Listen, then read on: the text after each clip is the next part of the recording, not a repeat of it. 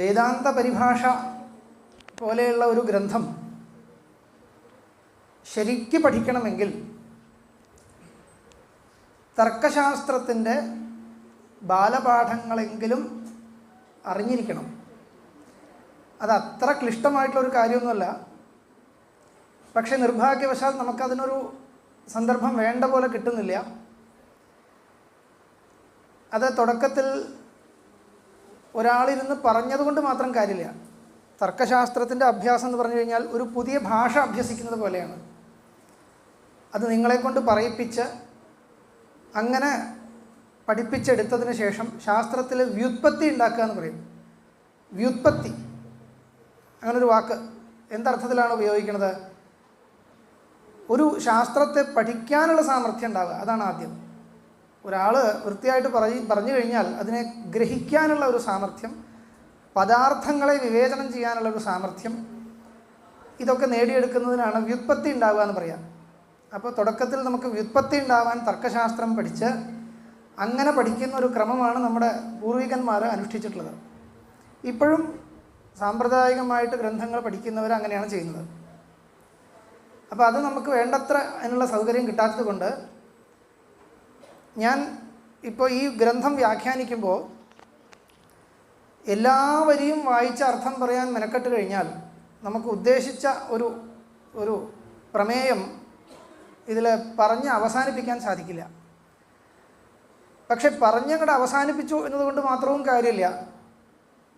അത് പിന്നീട് നിങ്ങൾക്ക് അനുസന്ധാനം ചെയ്യുന്ന സമയത്ത്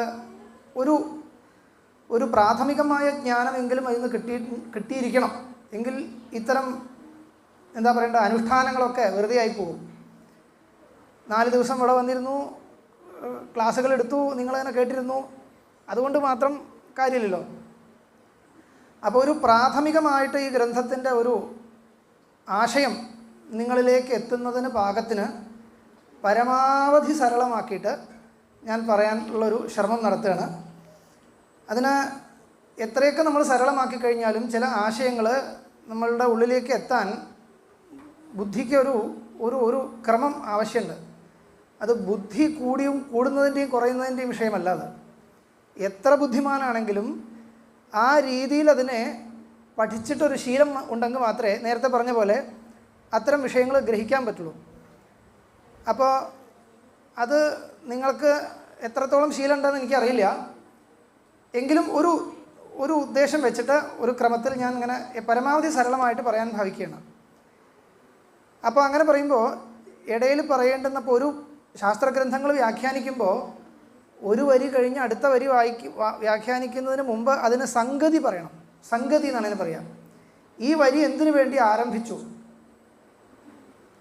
നിങ്ങൾ മനസ്സിലാക്കണം, ശാസ്ത്രഗ്രന്ഥങ്ങളിൽ ഓരോ വരിയും ശരിക്കും പറഞ്ഞാൽ ഒരു ചോദ്യത്തിൻ്റെ ഉത്തരം പോലെയാണ്. ഓരോ വരിയും ചിലപ്പോൾ ചോദ്യം ഉണ്ടാവും. ഗ്രന്ഥകാരന്മാർ തന്നെ സ്വയം നനു എന്ന് പറഞ്ഞ് തുടങ്ങും. ചില സമയത്ത് നനു എന്ന് എഴുതില്ല. ഒരു വരി തുടങ്ങിയിട്ടുണ്ടെങ്കിൽ ആ വരി എന്തിനു വേണ്ടി എഴുതി? അപ്പോൾ അതിൻ്റെ പിന്നിലൊരു ചോദ്യം ഉണ്ടാവും. ഈ ചോദ്യം വ്യാഖ്യാനകാരന്മാർ ചേർത്ത് അതിൻ്റെ ഉത്തരമായിട്ട് ഓരോ വരികളെയും വ്യാഖ്യാനിച്ച് കൊണ്ടുവരിക എന്നുള്ളതാണ് ശാസ്ത്രഗ്രന്ഥങ്ങളുടെ വ്യാഖ്യാന പദ്ധതി. അങ്ങനെ പഠിക്കുമ്പോഴാണ് അത് ശരിയായിട്ട് നമുക്ക് ഉൾക്കൊള്ളാൻ കഴിയുക. അങ്ങനെ അത്രയും വിവരിച്ച് പറയാനുള്ള സമയമില്ലാത്തത് കൊണ്ട് ഇപ്പം ഞാൻ ചെയ്യുന്നത് എന്താണ്, അതിൻ്റെ പൂർണ്ണമായ സ്വരൂപത്തിലല്ല പഠിപ്പിക്കുന്നതെങ്കിലും ഓരോ വരിയും വായിച്ചിട്ട് പരമാവധി അതിൻ്റെ ആ ഒരു യഥാശ്രുതാർത്ഥം എന്ന് പറയും, കേൾക്കുന്ന സമയത്ത് കിട്ടുന്ന ആ ഒരു തെറ്റില്ലാത്ത ഒരർത്ഥം. അർത്ഥം തെറ്റിയിട്ട് മനസ്സിലാക്കിയിട്ട് കാര്യമില്ല. നിങ്ങൾക്ക് മനസ്സിൽ വയ്ക്കാവുന്ന തെറ്റില്ലാത്ത ഒരു അർത്ഥം ഏറ്റവും സരളമായിട്ട് പറയാൻ പറ്റുന്നത് പറയാം. അങ്ങനെ മുമ്പോട്ട് പോയി കഴിഞ്ഞാൽ നമുക്ക് ഇനിയിപ്പോൾ ഈ 4 ദിവസം കൊണ്ട് ഈ പ്രത്യക്ഷ പരിച്ഛേദം അവസാനിപ്പിക്കണം എന്നുള്ളൊരു സങ്കല്പത്തിലാണ് ഞാൻ ഇറങ്ങിയിരിക്കുന്നത്. അപ്പോൾ 1ാമത്തെ ദിവസം നമുക്ക് ഇപ്പോൾ 1 മണിക്കൂർ ഇനി കിട്ടും. അത് കഴിഞ്ഞ് നാളെ കുറച്ചധികം സമയം കിട്ടും. അപ്പോൾ അതിനനുസരിച്ച് നമുക്ക് മുന്നോട്ട് നീങ്ങാം വിചാരിക്കുന്നു. ഇത് ഈ പറയുന്നത് റെക്കോർഡ് ചെയ്യുന്നുണ്ട് എന്നുള്ളത് കൊണ്ട് വീണ്ടും നിങ്ങൾക്ക് സൗകര്യം പോലെ ഇരുന്ന് ഇത് കേട്ട് മനസ്സിലാക്കാവുന്നതാണ്. പക്ഷേ ഒരു ആദ്യം കേൾക്കുന്ന സമയത്ത് ശ്രദ്ധിച്ച് കേട്ട് കഴിഞ്ഞാൽ രണ്ടാമത് കേൾക്കുമ്പോൾ കൂടുതൽ സ്പഷ്ടമാകും. അപ്പോൾ നമുക്ക് നേരിട്ട് ഇനി പുസ്തകത്തിലേക്ക് കടക്കുക. വേറെ അവതാരികയൊന്നും ആവശ്യമില്ല. യദവിദ്യാവിലാസേന ഭൂതഭൗതികസൃഷ്ടയഃ തം നൗമി പരമാത്മാനം സച്ചിദാനന്ദവിഗ്രഹം. സാമാന്യമായിട്ട് ശ്ലോകത്തിൻ്റെ അർത്ഥം ഞാൻ കൂടുതൽ വിശദീകരണത്തിലേക്ക് കടക്കുന്നില്ല. യദവിദ്യാവിലാസേന, യാതൊരു പരമാത്മാവിൻ്റെ അവിദ്യാവിലാസം കൊണ്ടാണോ ഭൂതഭൗതിക സൃഷ്ടയഃ, ഭൂതസൃഷ്ടി ഭൗതിക സൃഷ്ടി ഇത് രണ്ടും സംഭവിച്ചത്, തം നൗമി പരമാത്മാനം, ആ പരമാത്മാവിനെ ഞാൻ നമിക്കുന്നു. എങ്ങനെയുള്ള പരമാത്മാവിനെ എന്നാണെങ്കിൽ സച്ചിദാനന്ദ വിഗ്രഹം, സച്ചിദാനന്ദ സ്വരൂപമായിരിക്കുന്ന പരമാത്മാവിനെ. ഈ ശ്ലോകത്തെപ്പറ്റി ചില കാര്യങ്ങൾ നമ്മളുടെ മുരളീകൃഷ്ണൻ സാറ് പറയുണ്ടായി. അത് നിങ്ങൾ ഗ്രഹിച്ചോന്നറിയില്ല. എങ്കിലും ഞാനും വളരെ വിസ്തരിച്ചതിനെക്കുറിച്ച് പറയാൻ ഉദ്ദേശിക്കുന്നില്ല. ഈ ഇത്തരം വിഷയങ്ങൾ പിന്നീട് വിഷയപരിച്ഛേദത്തിൽ പ്രയോജന പരിച്ഛേദത്തിലൊക്കെ വരും. ഇപ്പോൾ ഇവിടെ ഇരിക്കുന്നവരെല്ലാവരും വേദാന്ത ശാസ്ത്രത്തിൻ്റെ പരിചയമുള്ളവരാണ് എന്ന് വിചാരിക്കാൻ വയ്യ, അല്ലല്ലോ. അപ്പോൾ നമുക്ക് എവിടുന്ന് തുടങ്ങണം എന്നുള്ളതൊരു വലിയ വിഷയമാണ്. എങ്കിലും വളരെ താഴത്തുനിന്ന് തുടങ്ങി നമുക്ക് പറഞ്ഞ് അവസാനിപ്പിക്കാൻ വിഷമമുണ്ട്. അപ്പോൾ പൊതുവേ നിങ്ങൾ ഇപ്പോൾ മനസ്സിലായിട്ടില്ലെങ്കിൽ പിന്നീട് മനസ്സിലാവും. വേദാന്ത ശാസ്ത്രത്തിൻ്റെ പൊതുവായ പ്രമേയം മനസ്സിലുണ്ടെങ്കിൽ മാത്രമേ ഇത് ഉൾക്കൊള്ളാൻ കഴിയുള്ളൂ. അപ്പോൾ വേദാന്ത ശാസ്ത്രത്തിൻ്റെ പ്രമേയം ശരിക്കും പറഞ്ഞാൽ വരുന്നത് ഈ ഗ്രന്ഥത്തിൻ്റെ തന്നെ അവസാന ഭാഗത്താണ്. അത് വ്യാഖ്യാനിക്കാൻ പോകുന്നത് പിന്നീടാണ്. അപ്പോൾ നിങ്ങളെന്ത് ചെയ്യണം? ഇപ്പോൾ ഇത് കേട്ടിരിക്കുക. പിന്നീട് വിഷയപ്രയോജന പരിച്ഛേദങ്ങളൊക്കെ കഴിഞ്ഞാൽ ഈ ഗ്രന്ഥത്തിൻ്റെ അവസാന ഭാഗം കേട്ട് കഴിഞ്ഞാൽ പൊതുവേ വേദാന്ത ശാസ്ത്രത്തിൻ്റെ സ്വഭാവം എന്താണ് മനസ്സിലാവും. അതിന് മനസ്സിലായതിനു ശേഷം ജിജ്ഞാസയുള്ളവരെ വീണ്ടും ഇത് കേൾക്കുകയാണെങ്കിൽ ഒരു പക്ഷേ കുറേയൊക്കെ കാര്യങ്ങൾ മനസ്സിലാക്കാൻ സാധിക്കും. അപ്പോൾ തൽക്കാലം ഇത്ര മനസ്സിലാക്കുക. വേദാന്ത ശാസ്ത്രപ്രകാരം പ്രപഞ്ചം എന്ന് പറയുന്നത് ഒരു പാരമാർത്ഥിക സത്യമായിട്ടുള്ള ഒന്നല്ല. വേദാന്ത ശാസ്ത്രത്തിൽ സത്യം എന്ന് പറയുന്ന ആശയത്തെ ഒരേ തരത്തിലല്ല കണക്കാക്കുന്നത്.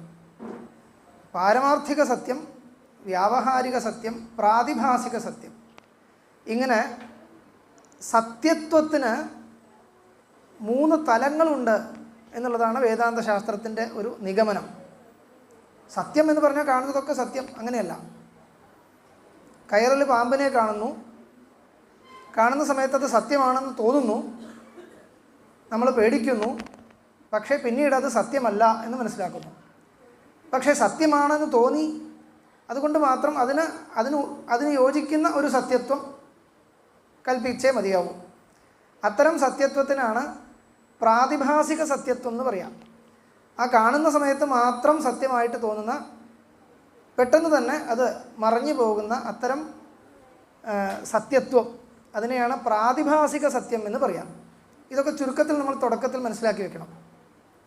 പിന്നെ അതിനേക്കാൾ കുറച്ചുകൂടി മെച്ചപ്പെട്ട അവസ്ഥയിൽ ലോകത്ത് നമ്മളെല്ലാവരും ഒരേപോലെ സത്യമെന്ന് ധരിക്കുന്ന നമ്മളുടെ മുമ്പിലുള്ള ഈ മഹാപ്രപഞ്ചം ഉണ്ട്. ഇത് സത്യമാണോ എന്ന് ചോദിച്ചാൽ ഇതും സത്യമാണ്. പക്ഷേ എങ്ങനെയാണ്? പാരമാർത്ഥിക സത്യമാണ് എന്ന് പറയാൻ വയ്യ. പാരമാർത്ഥിക സത്യമാണ് എന്ന് തോന്നും നമുക്ക്. അതിപ്പോൾ അങ്ങനെ തന്നെയാണ്. നമുക്ക് ആ ഭ്രമം ഉള്ള സമയത്ത് അതൊരു പാരമാർത്ഥിക സത്യമാണെന്നാണ് തോന്നുക. പക്ഷേ ഏതുവരെ അത് നിൽക്കുള്ളൂ? അത് ബാധിക്കുന്നത് വരെ മാത്രമേ നിൽക്കുള്ളൂ.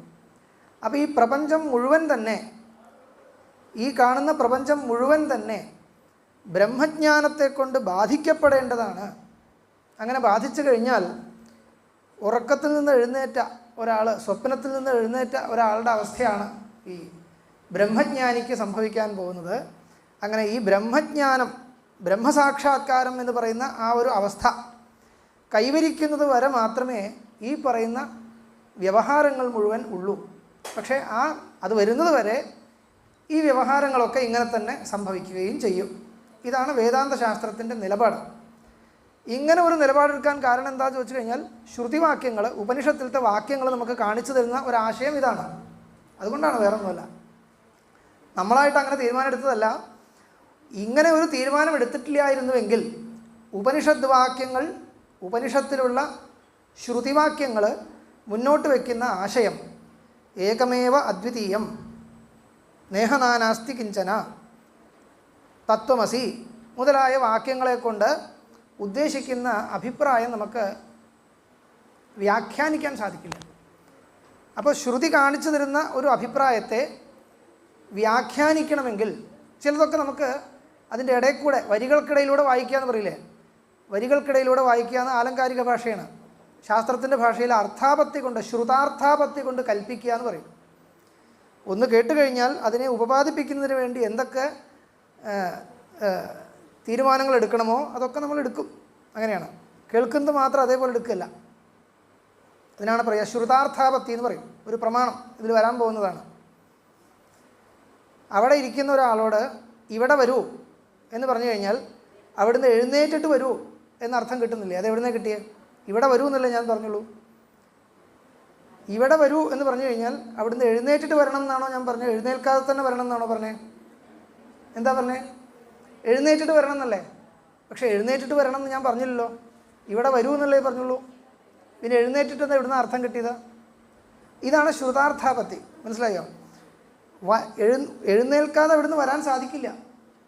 അപ്പോൾ വരണം എന്ന് പറഞ്ഞു കഴിഞ്ഞാൽ തന്നെ എഴുന്നേറ്റിട്ട് വരണം എന്നുള്ളത് അർത്ഥാത് കിട്ടുന്നുണ്ട്. ഇങ്ങനെയുള്ള ഒരു ശ്രുതിവാക്യം, ഒരാശയം ഏകമേവ അദ്വിതീയം, ഒരേ പരമാത്മ ചൈതന്യം ഒന്ന് മാത്രമാണ് സത്യമായിട്ടുള്ളത് എന്നൊരു പ്രഖ്യാപനം നടത്തിക്കഴിഞ്ഞാൽ ആ പ്രഖ്യാപനത്തിനെ നമ്മൾ എങ്ങനെ ഉൾക്കൊള്ളണം എന്നുള്ളത് നമ്മുടെ ഭാരമാണ്. അപ്പോൾ എന്ത് ചെയ്യണം? പരമാർത്ഥ സത്യം എന്നൊരു ശബ്ദം പോലും ശ്രുതി ഉപയോഗിച്ചില്ല. സദേവ സൗമ്യ ഇതമഗ്ര ആസീത്, സദേവ സൗമ്യേതമഗ്ര ആസീത്. സത് എന്നൊരു ശബ്ദം ഉപയോഗിച്ചുള്ളൂ. സത് എന്ന് പറഞ്ഞാൽ സത്യം എന്നർത്ഥം. സത്യമായത് ഒന്നു മാത്രമേ ഉള്ളൂ. ഇതാണ് വാക്യത്തിൻ്റെ വാച്യാർത്ഥം. വാക്യത്തിൽ നിന്ന് കിട്ടുന്ന, നേരിട്ട് കിട്ടുന്ന അർത്ഥം. പക്ഷേ ഈ അർത്ഥത്തെ, ഈ വാക്യത്തെ സമർത്ഥിക്കണമെങ്കിൽ എന്ത് ചെയ്യണം? ആ ശ്രുതിയുടെ ആശയം എന്തെന്ന് നമ്മൾ തന്നെ വ്യാഖ്യാനിക്കണം. അതുകൊണ്ടാണ് നേരത്തെ പറഞ്ഞതുപോലെ പാരമാർത്ഥികമായ സത്യം ഒന്ന് മാത്രമേ ഉള്ളൂ എന്നും, അപ്പോൾ ബാക്കിയുള്ളതൊക്കെ സത്യമായിട്ട് കാണുന്നില്ലേ ചോദിച്ചു കഴിഞ്ഞാൽ ശരിയാണ്, സത്യമായിട്ട് തോന്നുന്നുവെങ്കിലും അതിനെ പാരമാർത്ഥിക സത്യം എന്ന് വിളിക്കാൻ വയ്യ. മറിച്ച് വ്യാവഹാരിക സത്യം എന്നേ പറയാൻ പറ്റൂ. അതുകൊണ്ട് എന്താണ് നമ്മൾ തീരുമാനമെടുക്കുന്നത്? നമുക്ക് സാധാരണ നിലയ്ക്ക് എല്ലാവർക്കും സത്യമായിട്ട് തോന്നുന്ന ഈ ദൃശ്യപ്രപഞ്ചം മുഴുവൻ സത്യമാണോ എന്ന് ചോദിച്ചാൽ സത്യമാണ്, പക്ഷേ പാരമാർത്ഥിക സത്യമല്ല. അപ്പോൾ പാരമാർത്ഥിക സത്യം എന്ത് മാത്രമേ ഉള്ളൂ? ഒരേ ഒരു പരമാത്മ ചൈതന്യം മാത്രമേ ഉള്ളൂ. അപ്പോൾ ജീവാത്മാവ് ആരാണ് ചോദിച്ചു കഴിഞ്ഞാൽ ആ പരമാത്മ ചൈതന്യം തന്നെയാണ്.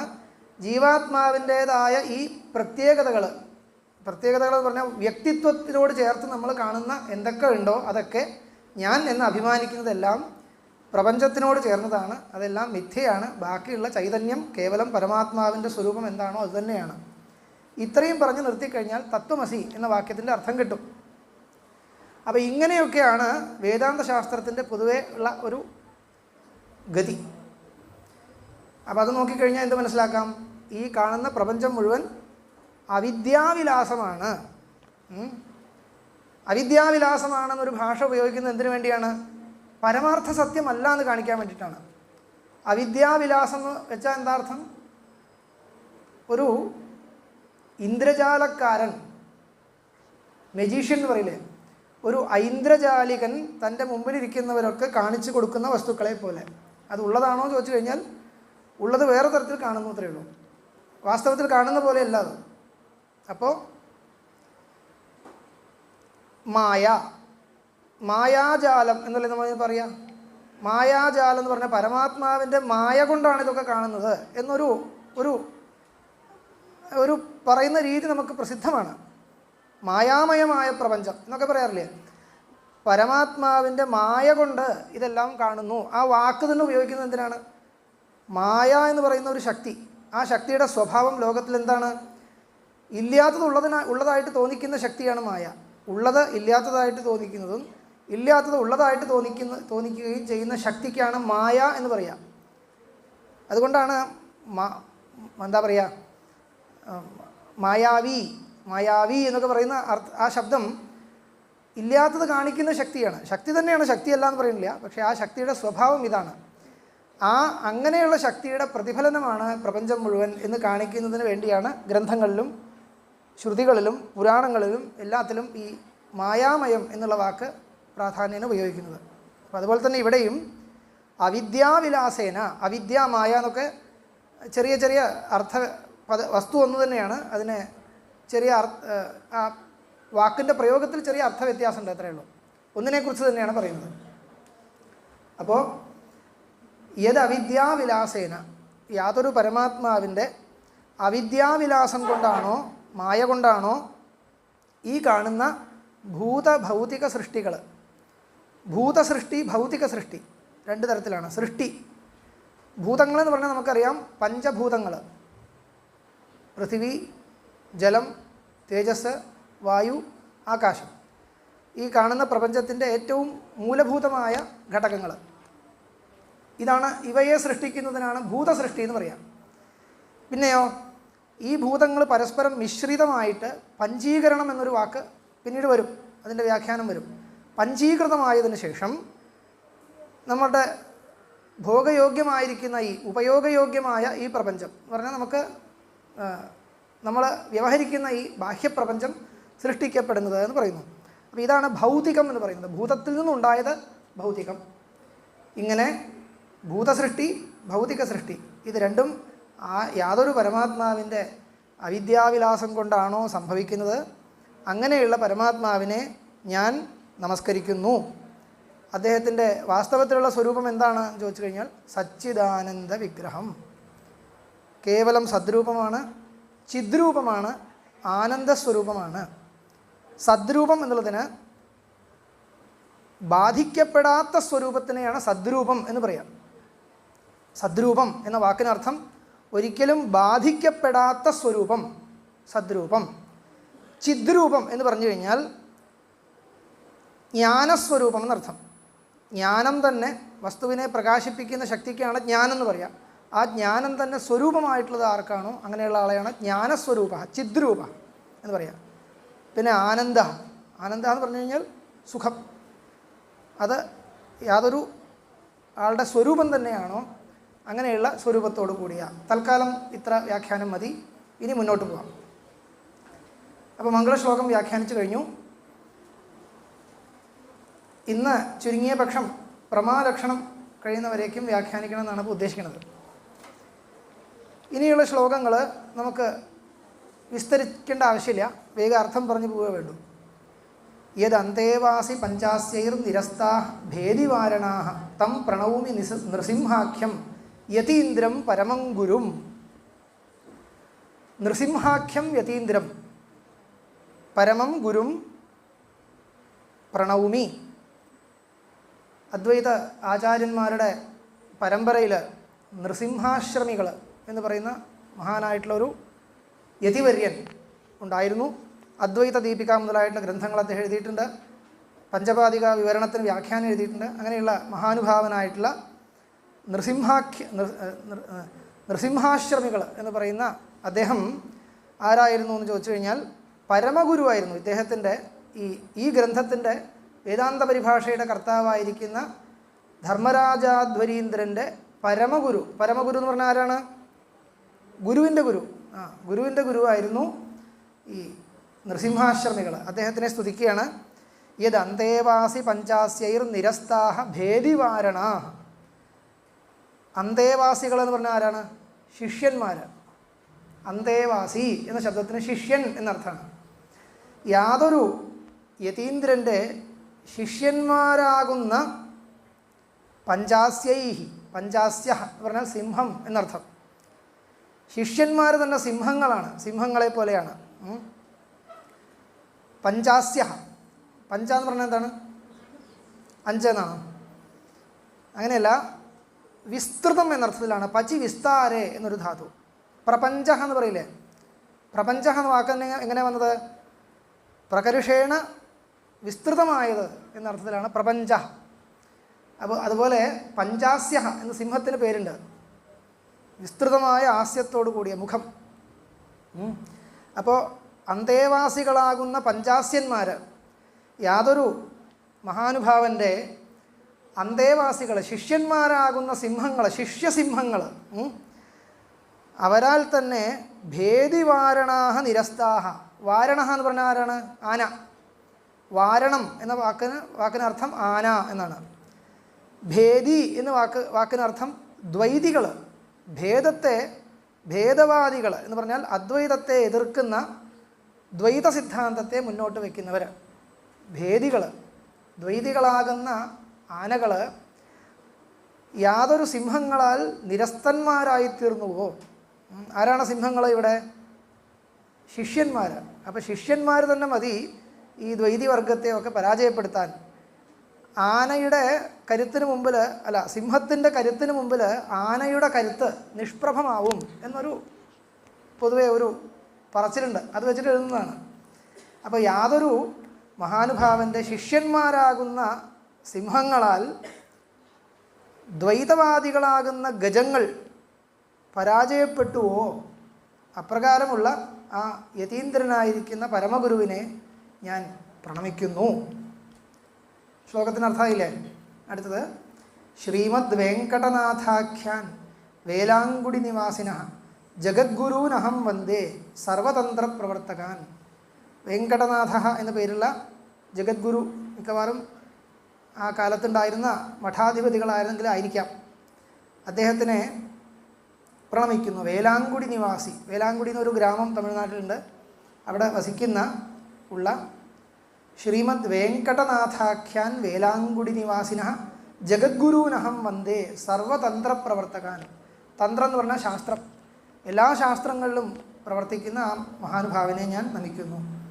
ഏന ചിന്താമണൗ ടീക ദശടീകാ വിഭഞ്ജിനി തർക്കചൂടാമണിർനാമ കൃത വിദ്വന്മനോരമ തേന ബോധായ മന്ദാനാം വേദാന്താർത്ഥാവലംബിനി ധർമ്മരാജാധ്വരീന്ദ്രേണ പരിഭാഷ വിതന്യത്തെ. ധർമ്മരാജാധ്വരീന്ദ്രേണ മയ പരിഭാഷ വിതന്യത്തെ. വേദാന്ത പരിഭാഷ എന്നുള്ള ഗ്രന്ഥം ആരംഭിക്കാൻ പോവാണ്. ഇനി ധർമ്മരാജാധ്വരീന്ദ്രൻ എന്ന് പറയുന്ന ഞാൻ എങ്ങനെയുള്ള ആളാണെന്ന് പറയുകയാണ്. ആദ്യമായിട്ട് ഈ ഗ്രന്ഥങ്ങൾ എഴുതല്ല, നിങ്ങൾക്ക് സംശയം വരണ്ട. ഈ ഗ്രന്ഥം എഴുതാൻ വേണ്ട യോഗ്യത നേടിയതിനു ശേഷമാണ് ഈ ഗ്രന്ഥം എഴുതുന്നത്. എന്താണ് യോഗ്യത നേടിയിരിക്കുന്നത്? ഏന ചിന്താമണൗ ടീക ദശടീകാ വിഭഞ്ജിനി തർക്കചൂടാമണിർനാമ കൃത. എന്നാൽ മുമ്പ് ചെയ്യപ്പെട്ടിട്ടുണ്ട്, ഞാൻ എഴുതിയിട്ടുണ്ട്. എന്താണ്? ദശടീകാ വിഭഞ്ജിനി ചിന്താമണൗ ടീക. ചിന്താമണി എന്ന് പറയുന്ന നവ്യന്യായ ശാസ്ത്രത്തിൻ്റെ ആരംഭഗ്രന്ഥം, ഗംഗേശോപാധ്യായൻ്റെ ചിന്താമണി എന്ന് പറയുന്ന മണിഗ്രന്ഥം എന്ന് ചുരുക്കത്തിൽ താർക്കികന്മാർ പറയും. അതിൻ്റെ വ്യാഖ്യാനമായിട്ടാണ് ദീധിതി, ഗാദാധരി മുതലായിട്ടുള്ള നവ്യന്യായ ശാസ്ത്ര ഗ്രന്ഥങ്ങളുടെയൊക്കെ മൂലഗ്രന്ഥമാണ് ഈ തത്വചിന്താമണി എന്ന് പറയും. ഈ ചിന്താമണിക്ക് വ്യാഖ്യാനം രചിച്ചവനാണ് ഞാൻ. ആ വ്യാഖ്യാനം എങ്ങനെയുള്ളതാണ്? ദശടീകാ വിഭഞ്ജിനി. ഇതിനു മുമ്പുണ്ടായിരുന്ന 10 വ്യാഖ്യാനങ്ങളെ ഖണ്ഡിച്ചുകൊണ്ടുള്ള വിശേഷപ്പെട്ട വ്യാഖ്യാനം ഞാൻ രചിച്ചിട്ടുണ്ട്. പണ്ടുള്ളവർക്ക് അങ്ങനെ അവനവനെ പറ്റി ഒരു പ്രശംസ പറയുന്നതിന് അങ്ങനെ ഒരു മടിയൊന്നുമില്ല. വിനയത്തിൻ്റെ പേരിലൊന്നും മിണ്ടാതിരിക്കുക, അങ്ങനെയല്ല. ചില ചെയ്തിട്ടുണ്ടെന്ന് കാണിക്കാൻ അവർക്കൊരു വിരോധമൊന്നുമില്ല. എന്താ ചോദിച്ചു കഴിഞ്ഞാൽ അത് ഗർവത്തിൻ്റെ ഭാഗമല്ല. 2 രീതിയുണ്ട്. പണ്ടുള്ളവർ മംഗളശ്ലോകങ്ങൾ എഴുതുമ്പോൾ ചിലപ്പോൾ ഞാൻ വളരെ കഷ്ടപ്പെട്ടിട്ടാണ്, എന്താ പറയുക, ശരിയാണോ തെറ്റാണോ എന്ന് അറിയില്ല, അങ്ങനെ വിനയം കാണിക്കുന്നവർ ചിലരുണ്ട്.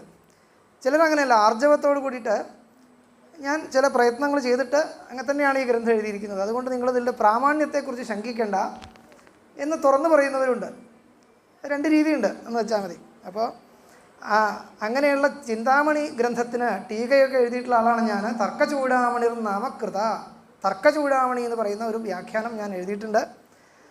തേന, അങ്ങനെയുള്ള എന്നാൽ, അങ്ങനെയുള്ള എന്നാൽ, കർമ്മണി പ്രയോഗം പറയുമ്പോൾ അങ്ങനെ വേണ്ട അർത്ഥം പറയാൻ. തേന ബോധായ മന്ദാനാം ബോധായ വേദാന്താർത്ഥാവലംബിനി, വേദാന്തശാസ്ത്രത്തിൻ്റെ പ്രമേയത്തെ അവലംബിച്ചുകൊണ്ട് ധർമ്മരാജാധ്വരീന്ദ്രേണ പരിഭാഷ വിതന്യതേ ആയി. ഇനി നമുക്ക് നേരിട്ട് ഗ്രന്ഥത്തിലേക്ക് കടക്കാം. ഇതിൽ നിങ്ങൾ ശ്രദ്ധിക്കേണ്ട, ഞാൻ എല്ലാം നേരത്തെ പറഞ്ഞ പോലെ തന്നെ ആദ്യം വളരെ വിസ്തരിച്ച് വ്യാഖ്യാനിച്ച് സമയം കളയാൻ ഉദ്ദേശിക്കുന്നില്ല. ചില കാര്യങ്ങളൊക്കെ വേഗം വ്യാഖ്യാനിച്ചാൽ നമുക്ക് അർത്ഥം പറഞ്ഞാൽ തൽക്കാലം അത്രയും വെച്ചുകൊണ്ട് മുന്നോട്ട് പോവാം. അതേസമയം വളരെ കൂലങ്കഷമായിട്ട് ഉള്ളിലേക്ക് കടന്ന് വ്യാഖ്യാനിക്കേണ്ടുന്ന ചില ശാസ്ത്രപ്രമേയങ്ങളുണ്ട്. അവിടെയാണ് കൂടുതൽ ശ്രദ്ധ കൊടുക്കേണ്ടത്. ഇതൊക്കെ തുടക്കത്തിൽ എല്ലാ ഗ്രന്ഥങ്ങളുടെയും, ചിലർ പറയാറുണ്ട്, എല്ലാ ഗ്രന്ഥങ്ങളുടെയും തുടക്കം എളുപ്പമാണ്. ഒരു ഖണ്ഡികയാണ് കഴിഞ്ഞാൽ പിന്നെ അങ്ങോട്ട് പിടിച്ചാൽ കിട്ടില്ല, പിന്നെ എങ്ങോട്ടോ പോയി. തുടക്കം വളരെ എളുപ്പമാണല്ലോ. ഇഹ ഖലു ധർമാർത്ഥ കാമമോക്ഷാഖ്യേഷു, എല്ലാവർക്കും മനസ്സിലാവും.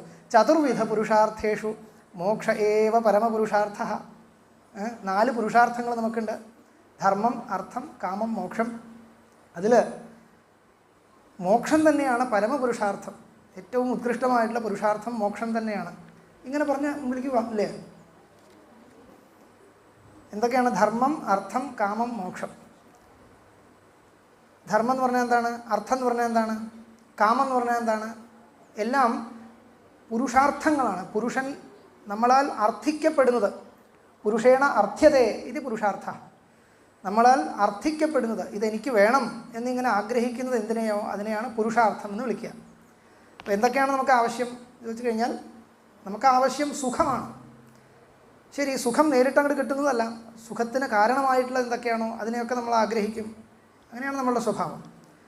സുഖം, അതേപോലെ ദുഃഖാഭാവം, ഇത് രണ്ടും വേണം. ദുഃഖം ഉണ്ടാവരുത്, സുഖം ഉണ്ടാവണം. അതിനാവശ്യം എന്തൊക്കെയാണെന്ന് ചോദിച്ചു കഴിഞ്ഞാൽ, ധർമ്മം വേണം, അർത്ഥം വേണം, കാമം വേണം. ഇത് 3 വേണ്ടത്. സാമാന്യ നിലയ്ക്ക് ലോകത്തിൻ്റെ നടപടി അനുസരിച്ച് ധർമ്മം, അർത്ഥം എന്ന് പറഞ്ഞാൽ നമുക്കറിയാം സമ്പത്ത്. സമ്പത്ത് നേരിട്ട് സുഖം ഉണ്ടാക്കുമോ ചോദിച്ചു കഴിഞ്ഞാൽ, സമ്പത്ത് സുഖം തരുന്നതെന്ന് നമ്മൾ ധരിക്കുന്ന വിഷയങ്ങളെ നേടുന്നതിന് ഉപയോഗപ്പെടുന്നുണ്ട് ലോകത്ത്, അല്ലാന്ന് പറയാൻ വയ്യ. അങ്ങനെയല്ലേ? സമ്പത്തില്ലാണ്ട് കാര്യങ്ങളൊന്നും നടത്താൻ പറ്റില്ല. എന്തുകൊണ്ടാണോ നമ്മൾ സുഖം അനുഭവിക്കാൻ സാധിക്കും എന്ന് വിചാരിക്കുന്നത്, അത്രയും പറയാൻ പറ്റുള്ളൂ. കാരണം ഓരോരുത്തർക്കും ഓരോന്നായിരിക്കാം. നമ്മളുടെ വാസനയ്ക്കനുസരിച്ച് ഇത് കിട്ടിയാൽ സുഖമാവുമെന്ന് വിചാരിക്കുന്നു. ആ വിഷയത്തിനെ നേടുന്നതിന് ആവശ്യമായിരിക്കുന്ന എന്താണോ അതിനെയാണ് നമ്മൾ അർത്ഥം എന്ന് പറയുന്നത്. പിന്നെയോ ധർമ്മം എന്ന് പറഞ്ഞാലോ, ധർമ്മം എന്ന് പറഞ്ഞു കഴിഞ്ഞാൽ ഇത്തരം വിഷയങ്ങളെ നമുക്ക് വേണമെന്ന് വിചാരിച്ചതുകൊണ്ട് മാത്രം കിട്ടില്ല. സമ്പത്തുണ്ടെങ്കിൽ വാങ്ങിച്ചു വെച്ചുകൂടെ ചോദിച്ചാൽ കിട്ടില്ല. സമ്പത്തുണ്ടെങ്കിൽ ഒരു പക്ഷേ വാങ്ങിച്ചു വെക്കാം. വാങ്ങിച്ചു വെച്ചാലും ആ വിഷയം കൊണ്ട് സുഖം അനുഭവിക്കാൻ പറ്റിക്കൊള്ളുന്നുണ്ടോ? പറ്റിക്കൊള്ളുന്നില്ല. നിങ്ങൾക്ക് കഴിക്കാൻ എന്ത് വേണമെച്ചാൽ നിങ്ങൾക്ക് വാങ്ങിക്കാനുള്ള ശക്തിയുണ്ട്, പക്ഷേ ആരോഗ്യമില്ലെങ്കിൽ എന്ത് ചെയ്യും? അപ്പോൾ നമുക്കത് അനുഭവിച്ച് സുഖത്തെ അനുഭവിക്കണമെങ്കിൽ അതിനാവശ്യമായിട്ടുള്ള പുണ്യം കൂടിയും വേണം. ഇല്ലെങ്കിൽ അത് നടക്കില്ല. അപ്പോൾ ഒരു ഭാഗത്ത് പുണ്യം ആർജിക്കണം, മറ്റൊരു ഭാഗത്ത് അർത്ഥം ആർജിക്കണം. ഗൃഹീതൈവ കേശേഷു മൃത്യുനാ ധർമ്മമാചരേ എന്നൊരു സുഭാഷിതം കേട്ടിട്ടില്ലേ? കണശശ്ചൈവ വിദ്യാം അർത്ഥഞ്ച സാധയേത് ഗൃഹീതൈവ കേശേഷു മൃത്യുനാ ധർമ്മമാചരേത്. ഒരു ഭാഗത്ത് നമ്മൾ അജരാമരവത് പ്രാജ്ഞ, അങ്ങനെയാണ്, അജരാമരവത് പ്രാജ്ഞ വിദ്യാം അർത്ഥഞ്ച സാധയേത്. അങ്ങനെ ഒരു പാഠഭേദമുണ്ട്. ഒരാൾ വിദ്യയെയും അർത്ഥത്തെയും ആർജിക്കുന്നത് കണ്ടു കഴിഞ്ഞാൽ അയാൾക്ക് മരണം തന്നെ ഇല്ലയെന്ന് തോന്നും. അജരാമരവത്, ജരയും മരണവും ഒന്നും ഇല്ല എന്ന് തോന്നിക്കുന്നത് പോലെ വിദ്യയെയും അർത്ഥത്തെയും ആർജിക്കൂ. അവിടെ കൊണ്ട് ഉപദേശം നിർത്തിയില്ല. ഗൃഹീതൈവ കേശേഷു മൃത്യുന, മൃത്യു തലയിൽ വന്നിട്ട് പിടിച്ചിട്ടുണ്ട് എന്ന് തോന്നുന്നത് പോലെ ധർമ്മത്തെ ആചരിക്കൂ. അതായത് നാളെ മരണമാണെങ്കിൽ എന്ത് ചെയ്യും? ഇന്ന് തന്നെ ആർജിക്കേണ്ട ധർമ്മത്തെ ആർജിച്ചിരിക്കണം.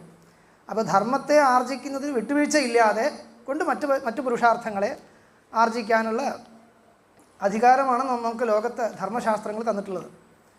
എന്ന നിലയ്ക്ക് നമുക്ക് നേരിട്ട് സുഖത്തിന് നമ്മൾ ഉപയോഗപ്പെടുത്തുന്ന വിഷയങ്ങളെയാണ് കാമം എന്ന വാക്കുകൊണ്ട് ഉദ്ദേശിക്കുന്നത്. ധർമ്മം, അർത്ഥം, കാമം. കാമ്യത ഇത് കാമ. കാമഹ എന്ന ശബ്ദത്തിന് ഇച്ഛ എന്നർത്ഥം പറയരുത്. 4 പുരുഷാർത്ഥങ്ങളുടെ കൂട്ടത്തിലെ കാമം എന്ന് പറഞ്ഞാൽ ഇച്ഛയല്ല. കാരണം ഇച്ഛ വേണം എന്നൊരാഗ്രഹം നമുക്കുണ്ടോ? അങ്ങനെയില്ല. ഇച്ഛ ന ഇഷ്യത്തെ, ഇച്ഛായ വിഷയ ഇഷ്യത്തെ. ഇച്ഛ വേണം എന്നൊരാഗ്രഹം അങ്ങനെയില്ല. ഇച്ഛിക്കപ്പെടുന്നതാണ് കാമം എന്ന് വെച്ചാൽ വിഷയങ്ങൾ എന്നർത്ഥം. വസ്തുക്കൾ, ലോകത്ത് നമുക്ക് സുഖം തരുന്നതായിട്ട് നമ്മൾ ധരിച്ചിരിക്കുന്ന വസ്തുക്കളെയാണ് കാമപുരുഷാർത്ഥം എന്ന് പറയുന്നത്. ആ വസ്തുവിനെ നേടുന്നതിനുള്ള അദൃഷ്ടദ്വാര ഉള്ള ഉപായത്തിനെയാണ് ധർമ്മം എന്ന് പറയുന്നത്. ദൃഷ്ടദ്വാര ഉള്ള ഉപായത്തിനെയാണ് അർത്ഥം എന്ന് പറയുന്നത്. ദൃഷ്ടദ്വാര എന്ന് പറഞ്ഞാൽ നമുക്ക് നേരിട്ടറിയാം, കയ്യിൽ പൈസയുണ്ടെങ്കിൽ അത് കിട്ടും. ധർമ്മം ഉണ്ടോ ഇല്ലയോ നമുക്കറിയില്ല. അത് ഉണ്ടോ ഇല്ലയോ എന്നുള്ളത് ഫലം സിദ്ധിക്കുന്നുണ്ടെങ്കിൽ ഉണ്ട്, ഇല്ലെങ്കിലില്ല, ഊഹിക്കാനേ സാധിക്കുള്ളൂ. അപ്പോൾ നേരിട്ട് നമുക്ക് സുഖത്തെ തരുന്നതായിട്ട് നമ്മൾ കണക്കാക്കുന്ന വസ്തുക്കളെ, വിഷയങ്ങൾ, ആ വിഷയങ്ങളെ കാമ എന്ന് പറയുന്നു, കാമപുരുഷാർത്ഥം എന്ന് പറയുന്നു. അത്രയേ ഉള്ളൂ. അത് ഇന്ന വിഷയം എന്നില്ല, എന്തുവാവാം. ആ വിഷയത്തെ നേടുന്നതിനാവശ്യമായിരിക്കുന്ന അർത്ഥം, നേരിട്ട് ആ വിഷയത്തെ നേടുന്നതിനാവശ്യമായിരിക്കുന്ന ദൃഷ്ടദ്വാര, ഇതാണ് ശാസ്ത്രഭാഷ. ദൃഷ്ടദ്വാര ആ വിഷയത്തെ നമുക്ക് കൈവരിക്കാൻ ഉപയോഗപ്പെടുന്ന സാധനത്തിനെയാണ് അർത്ഥം എന്ന് പറയുന്നത്. അദൃഷ്ടദ്വാര അവിടെ അതിന് ഉപയോഗപ്പെടുന്ന സാധനത്തിനെയാണ് ധർമ്മം എന്ന് പറയുന്നത്. ഇങ്ങനെ ധർമ്മം, അർത്ഥം, കാമം ഇവകളെ കൊണ്ട്, ഇതിനെ മൂന്നിനെ കൊണ്ടുമാണ് വിഷയസുഖം എന്ന് പറയുന്നത് ലോകത്ത് സിദ്ധിക്കുന്നത്. ഇത് മൂന്നും കൂടിയുള്ള ഒരു എന്താ പറയേണ്ടത് വ്യവഹാരമാണ് വ്യാവഹാരിക സുഖം. ലോകത്ത് നമ്മൾ സുഖം എന്ന് പറയുന്നത് സാമാന്യനിലയ്ക്ക് ഇതാണ്. ഇത്തരം സുഖത്തെ നേടാനുള്ള ഇച്ഛയ്ക്കാണ് എന്താ പറയേണ്ടത്, അങ്ങനെ ഇച്ഛയോടുകൂടി ഇരിക്കുന്നവരെയാണ് സംസാരി എന്ന് പറയുന്നത്. കുറേ കഴിഞ്ഞാൽ ഈ ഇച്ഛ നിവർത്തിച്ച് ഈ ധർമ്മം അർത്ഥം കാമം, ധർമ്മം അർത്ഥം കാമം എന്നുള്ള ഈ ഒരു ചക്രം അതിനെ വിട്ട് കുറച്ചുകൂടി എന്താ പറയുക, സംസാരത്തെ തരണം ചെയ്ത് വിഷയത്തിൽ നിന്ന് വരുന്ന സുഖമല്ലാതെ സ്വരൂപ സുഖത്തെ അനുഭവിക്കാനുള്ള തയ്യാറെടുപ്പുണ്ടെങ്കിൽ അങ്ങനെയുള്ള ആൾക്കാരെയാണ് മുമുക്ഷുക്കൾ എന്ന് പറയുന്നത്. അപ്പോൾ മോക്ഷം എന്ന് പറയുന്നത് സ്വരൂപസുഖം. സുഖം രണ്ട് തരത്തിലാണ്: സ്വരൂപസുഖം, വിഷയസുഖം. വിഷയത്തിൻ്റെ സംബന്ധത്തിൽ നിന്ന് നമുക്ക് കിട്ടുന്നതായിട്ട് നമ്മൾ തോന്നുന്ന അതിനെയാണ് വിഷയസുഖം എന്ന് പേര് വച്ചിരിക്കുന്നത്. വിഷയത്തിൻ്റെ സംബന്ധം ഇല്ലാതെ തന്നെ സ്വയമേ നമുക്ക് അനുഭവിക്കാൻ പറ്റുന്ന അങ്ങനെ ഒരു സുഖം ഉണ്ടോ ചോദിച്ചു കഴിഞ്ഞാൽ ഉണ്ട്, തീർച്ചയായിട്ടും ഉണ്ട്. നിങ്ങൾക്ക് തന്നെ ഊഹിക്കാൻ കഴിയും. അല്ലെങ്കിൽ സുഷുപ്തി സമയത്ത്, ഉറങ്ങുന്ന സമയത്ത് എങ്ങനെയാണ് സുഖം ഉണ്ടാകുന്നത്? എന്ത് വിഷയം കിട്ടിയിട്ടാണ്? ഒന്നിനെയും കുറിച്ച് നിങ്ങൾ അറിയുന്നില്ല, പക്ഷേ സുഖമായിട്ടിരിക്കാൻ കഴിയുന്നുണ്ട്. ഇതിനാണ് സ്വരൂപസുഖം എന്ന് പേര്. അപ്പോൾ സ്വരൂപം തന്നെ സുഖസ്വരൂപമാണ്. നമ്മളുടെ സ്വരൂപം സുഖരൂപമാണ്, ആനന്ദരൂപമാണ് എന്നാണ് വേദാന്ത ശാസ്ത്രം പറഞ്ഞു തരുന്നത്. അപ്പോൾ ഈ സ്വരൂപസുഖം ഇടതടവില്ലാതെ അഭിവ്യഞ്ജിക്കുന്ന ഒരവസ്ഥ, അതിന് മറ്റൊന്നിനെയും ആശ്രയിക്കേണ്ടാത്ത അവസ്ഥ, അതിനെയാണ് മോക്ഷം എന്ന് പറയുന്നത്. അത് ഈ ധർമാർത്ഥകാമങ്ങളിൽ നിന്ന് എന്താ പറയേണ്ടത്, അതിനെ അതുമായി ബന്ധപ്പെട്ട ഈ സാംസാരികമായ അനുഭവങ്ങളിൽ നിന്ന് മേലേക്ക് കയറിയിട്ടുള്ള ഒരവസ്ഥയാണ്. അതാണ് സംസാര നിവൃത്തി എന്നൊക്കെ ശബ്ദങ്ങൾ ശാസ്ത്രങ്ങളിൽ ഉപയോഗിക്കുന്നത് ആ അർത്ഥത്തിലാണ്. അപ്പോൾ അത്രയായല്ലോ. അതിൽ നമുക്ക് പരമമായ സ്വാതന്ത്ര്യം എന്ന് മോക്ഷത്തെ പറയാറില്ലേ? എന്താണ് കാരണം? ഈ സ്വരൂപസുഖത്തെ അനുഭവിക്കാനാണോ നിങ്ങൾ ഉദ്ദേശിക്കുന്നത്? നിങ്ങൾ മറ്റൊരാൾക്കും അധീനനല്ല, മറ്റൊരാൾക്കും നിങ്ങൾ അധീനനല്ല. സ്വരൂപസുഖത്തെ ആർജിക്കാനുള്ള അതിൻ്റെ സുഖത്തിൻ്റെ ശരിയായ സ്രോതസ്സ്, അതിനെ തുറക്കാനുള്ള കഴിവുണ്ടെങ്കിൽ നിങ്ങൾക്ക് മറ്റൊന്നിനും നിങ്ങൾക്ക് അധീനമാവേണ്ട കാര്യമില്ല. ഇതാണ് പരമമായ സ്വാതന്ത്ര്യം. അതില്ല എന്ന് വയ്ക്കാം. ഒരു വിഷയത്തെ ആശ്രയിച്ചാണ് നിങ്ങൾ സുഖത്തെ ആർജിക്കാൻ ഉദ്ദേശിക്കുന്നതെങ്കിൽ നിങ്ങൾക്ക് പാരതന്ത്ര്യം നിർബന്ധമാണ്. അവിടെ നിങ്ങളുടെ സ്വതന്ത്ര ചിന്ത നിൽക്കും. കാരണം ഈ ഒരു വിഷയം എന്ന് പറയുന്നത് നിങ്ങൾക്ക് മാത്രം അധീനത്തിലുള്ളതല്ല. നിങ്ങൾ പൈസ കൊടുത്ത് വാങ്ങിയാലും ശരി, ആ വിഷയം എന്ന് പറയുന്നത് അനേകം ആൾക്കാരുടെ കയ്യൊപ്പ് പതിഞ്ഞിട്ടുള്ള ഒന്നാണ് ഓരോ വിഷയങ്ങളും. അതുമായി ബന്ധപ്പെട്ട് നിങ്ങൾക്കൊരു ഭോഗം അനുഭവിക്കണമെങ്കിൽ നിങ്ങൾ ഒരിക്കലും സ്വതന്ത്രന്മാരല്ല. ഈ സമൂഹം മറ്റുള്ളവരെന്ത് ചിന്തിക്കും എന്ന് വിചാരിക്കണം, എല്ലാം വേണം, അല്ലാണ്ട് നടക്കില്ല. അല്ലാണ്ട് അത് അനുഭവിച്ചു കഴിഞ്ഞാൽ അബദ്ധമാകും. അങ്ങനെയാണ് എല്ലാ വിഷയസുഖങ്ങളുടെയും സ്ഥിതി, അതാണ്. അപ്പോൾ നിങ്ങൾ വിഷയസുഖത്തെയാണോ ആഗ്രഹിക്കുന്നത് എങ്കിൽ സമൂഹം എന്ത് ചിന്തിക്കും എന്ന് ആലോചിക്കാണ്ട് നിങ്ങളൊരു വിഷയസുഖത്തെ അനുഭവിച്ചാൽ നിങ്ങൾക്ക് അധികാരമില്ല. കാരണം ഓരോ വിഷയങ്ങളും സമൂഹത്തിൻ്റെ അനേകം സാമൂഹിക ജീവികളുമായി ബന്ധപ്പെട്ട് കിടക്കുന്നതാണ് എല്ലാം. അപ്പോൾ അവയുടെ എല്ലാത്തിൻ്റെയും അനുവാദമില്ലാതെ നമുക്കൊരു വിഷയത്തെ അനുഭവിക്കാനുള്ള അധികാരമില്ല. അങ്ങനെ അനുവാദത്തോടു കൂടിയാണോ അനുഭവിക്കുന്നത്? അതിനാണ് ധർമ്മ്യമായ വിഷയാനുഭവം, ധർമ്മത്തിന് അനുകൂലമായ, ധർമ്മത്തിനെ ഉല്ലംഘിക്കാത്ത വിഷയാനുഭവം എന്ന് പേര് വച്ചിരിക്കുന്നത്. മറ്റെല്ലാം ധർമ്മത്തിനെ ഉല്ലംഘിച്ചുകൊണ്ടുള്ള വിഷയാനുഭവമാണ്.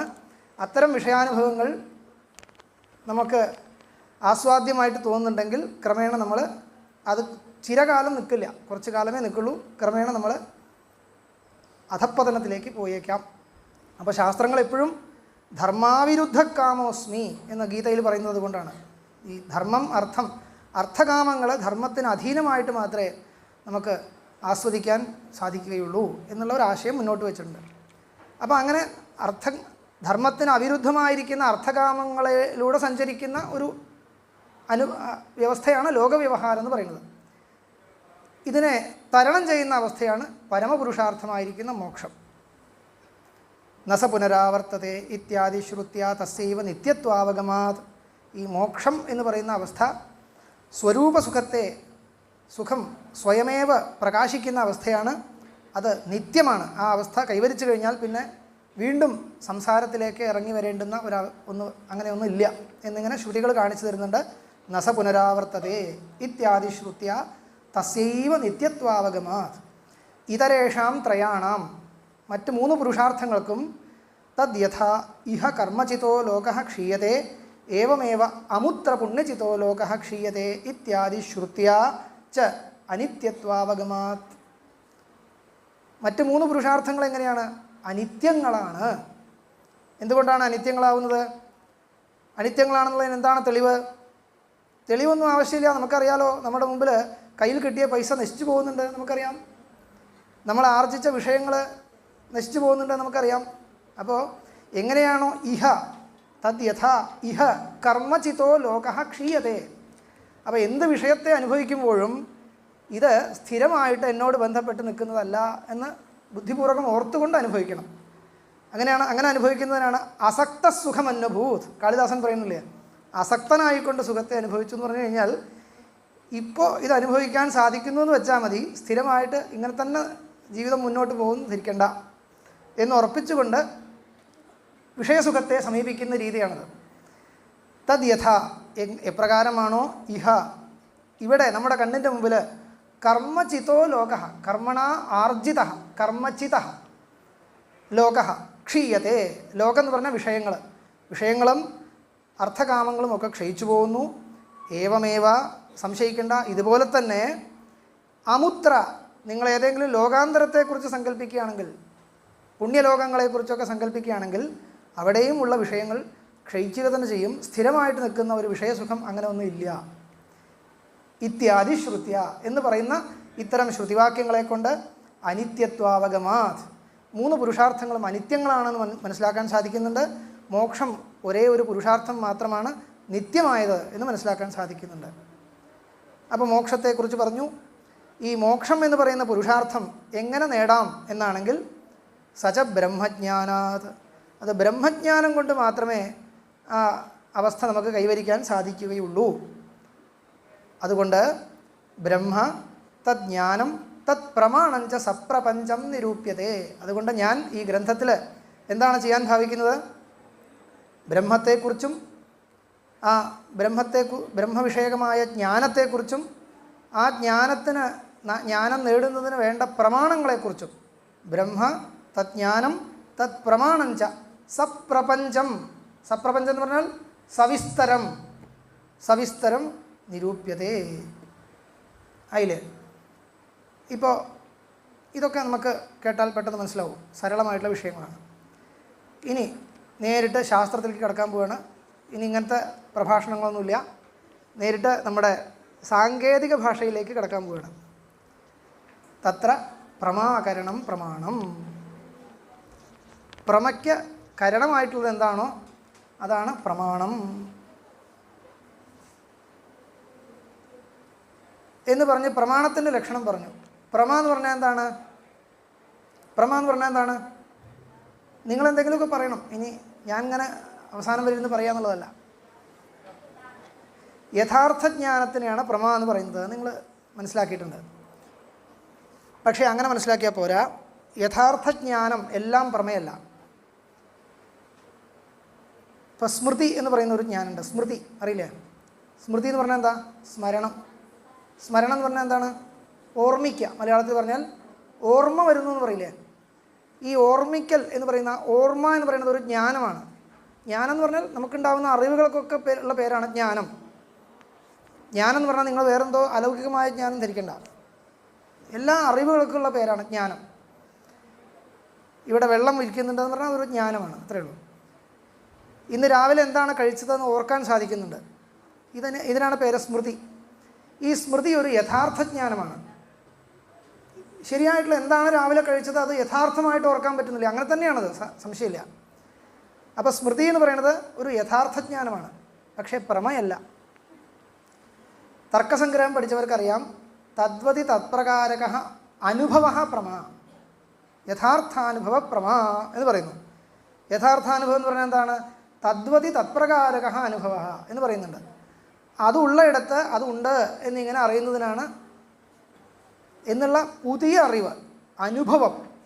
അനുഭവവും സ്മൃതിയും വേറെയാണ് അല്ലേ? അനുഭവവും സ്മൃതിയും തമ്മിൽ എന്താ വ്യത്യാസം? അനുഭവം എന്ന് പറയുന്നത് പുതിയ അറിവാണ്. പുതിയ അറിവിനാണ് അനുഭവം എന്ന് പറയാം. സ്മരിക്കുന്നു എന്ന് പറയുന്നത് നമുക്ക് പുതിയ അറിവല്ല. ഇതിപ്പോൾ പുതുതായിട്ട് അറിയുന്നതല്ല, എനിക്ക് മുമ്പേ അറിയാം. അപ്പം നമുക്ക് പ്രമാണങ്ങൾ ആവശ്യമുള്ളത് എന്തിനു വേണ്ടിയാണ്? സ്മൃതിക്ക് വേണ്ടിയല്ല. സ്മൃതി പ്രമാണത്തിൽ നിന്നല്ല ഉണ്ടാവുന്നത്. നമുക്ക് മുമ്പ് തന്നെ അറിയാം. നമ്മൾ രാവിലെ എന്താണ് കഴിച്ചത്, ഞാൻ ഒരാളോട് ചോദിക്കുന്നു, ഇന്നതാണ് കഴിച്ചത്, ഞാൻ ഒരാൾ ഉത്തരം പറയുന്നു എന്ന് വയ്ക്കാം. ഈ ഉത്തരം എങ്ങനെയാണ് പറഞ്ഞത്? രാവിലെ എന്താണ് കഴിച്ചതെന്ന് രാവിലെ നമ്മൾ അനുഭവിച്ചിട്ടുണ്ട്. അതൊരു പുതിയൊരു അനുഭവമായിരുന്നു. പുതിയൊരു അനുഭവം എന്ന് പറഞ്ഞാൽ ആ കഴിക്കുന്ന സമയത്ത് അതിൻ്റെ അനുഭവം ഉണ്ടായി. ശരിയല്ലേ? ഈ അനുഭവം അത് അപ്പം ഉണ്ടായിരുന്നു, ഇപ്പം ആ അനുഭവം ഇല്ല. ആ അനുഭവം നമ്മുടെ സൂക്ഷ്മരൂപത്തിൽ നമ്മുടെ ഉള്ളിൽ നിൽക്കുന്നുണ്ട്. ആ അനുഭവത്തെ സൂക്ഷ്മരൂപത്തിൽ അങ്ങനെ നിൽക്കുന്നതിന് സംസ്കാരം എന്ന് പേര് പറയും. ഈ സംസ്കാരത്തെ ഉണർത്തിയെടുക്കുന്ന സമയത്താണ് സ്മൃതി എന്ന് പറയാം. അപ്പോൾ ഈ സ്മൃതി എന്ന് പറയുന്നത് പുതിയ ഒരു അറിവല്ലാത്തത് കൊണ്ട് അതിനെ നമ്മൾ പ്രമ എന്ന് പറയാറില്ല, പൊതുവേ പറയാറില്ല. അതേസമയം പറയണമെങ്കിൽ പറയാം. രണ്ട് തരത്തിലും രണ്ട് രീതികളാണുള്ളത്. അപ്പോൾ സ്മൃതിയെ പ്രമയാണ് എന്ന് പറയുന്ന ഒരു പക്ഷം, അത് പറയാത്ത ഒരു പക്ഷം, ആ രണ്ട് രീതിയിലും നമുക്ക് പ്രമയുടെ ലക്ഷണം പറയണം. അപ്പോൾ ഒരു യഥാർത്ഥമായ അനുഭവം പ്രമ. യഥാർത്ഥമായ അനുഭവം എന്ന് പറഞ്ഞാൽ എന്താ അർത്ഥം? ഒരു അനുഭവം, ഒരു ജ്ഞാനം, യഥാർത്ഥമായ അറിവാണ്. നമ്മളെപ്പോഴാണ് പറയുക? ആ അറിവിൻ്റെ വിഷയം എന്തിനെയാണോ നമ്മൾ അറിയുന്നത്, ആ വിഷയം ശരിയാണെങ്കിൽ. ഇപ്പോൾ എൻ്റെ മുമ്പിൽ ഒരു കുപ്പി ഇരിക്കുന്നുണ്ട്. ഈ കുപ്പി, ഇതിനെ ഞാൻ ഒരു പുസ്തകമാണ് എന്നറിഞ്ഞു കഴിഞ്ഞാൽ അത് ശരിയായിട്ടുള്ള അറിവല്ല. എന്താണ് അവിടെ സംഭവിച്ചത്? ആ അറിവിൻ്റെ വിഷയം വാസ്തവത്തിൽ പുസ്തകമല്ല. ഇവിടെയുള്ളത് എന്താണ്? കുപ്പിയാണ്. അപ്പോൾ ഏതൊരു അറിവിൻ്റെ വിഷയം ബാധിക്കുന്നില്ലയോ ആ അറിവ് യഥാർത്ഥമായ അറിവാണ്. അപ്പോൾ അബാധിതാർത്ഥ വിഷയക ജ്ഞാനം പ്രമ. ഈ ലക്ഷണം കിട്ടിയോ?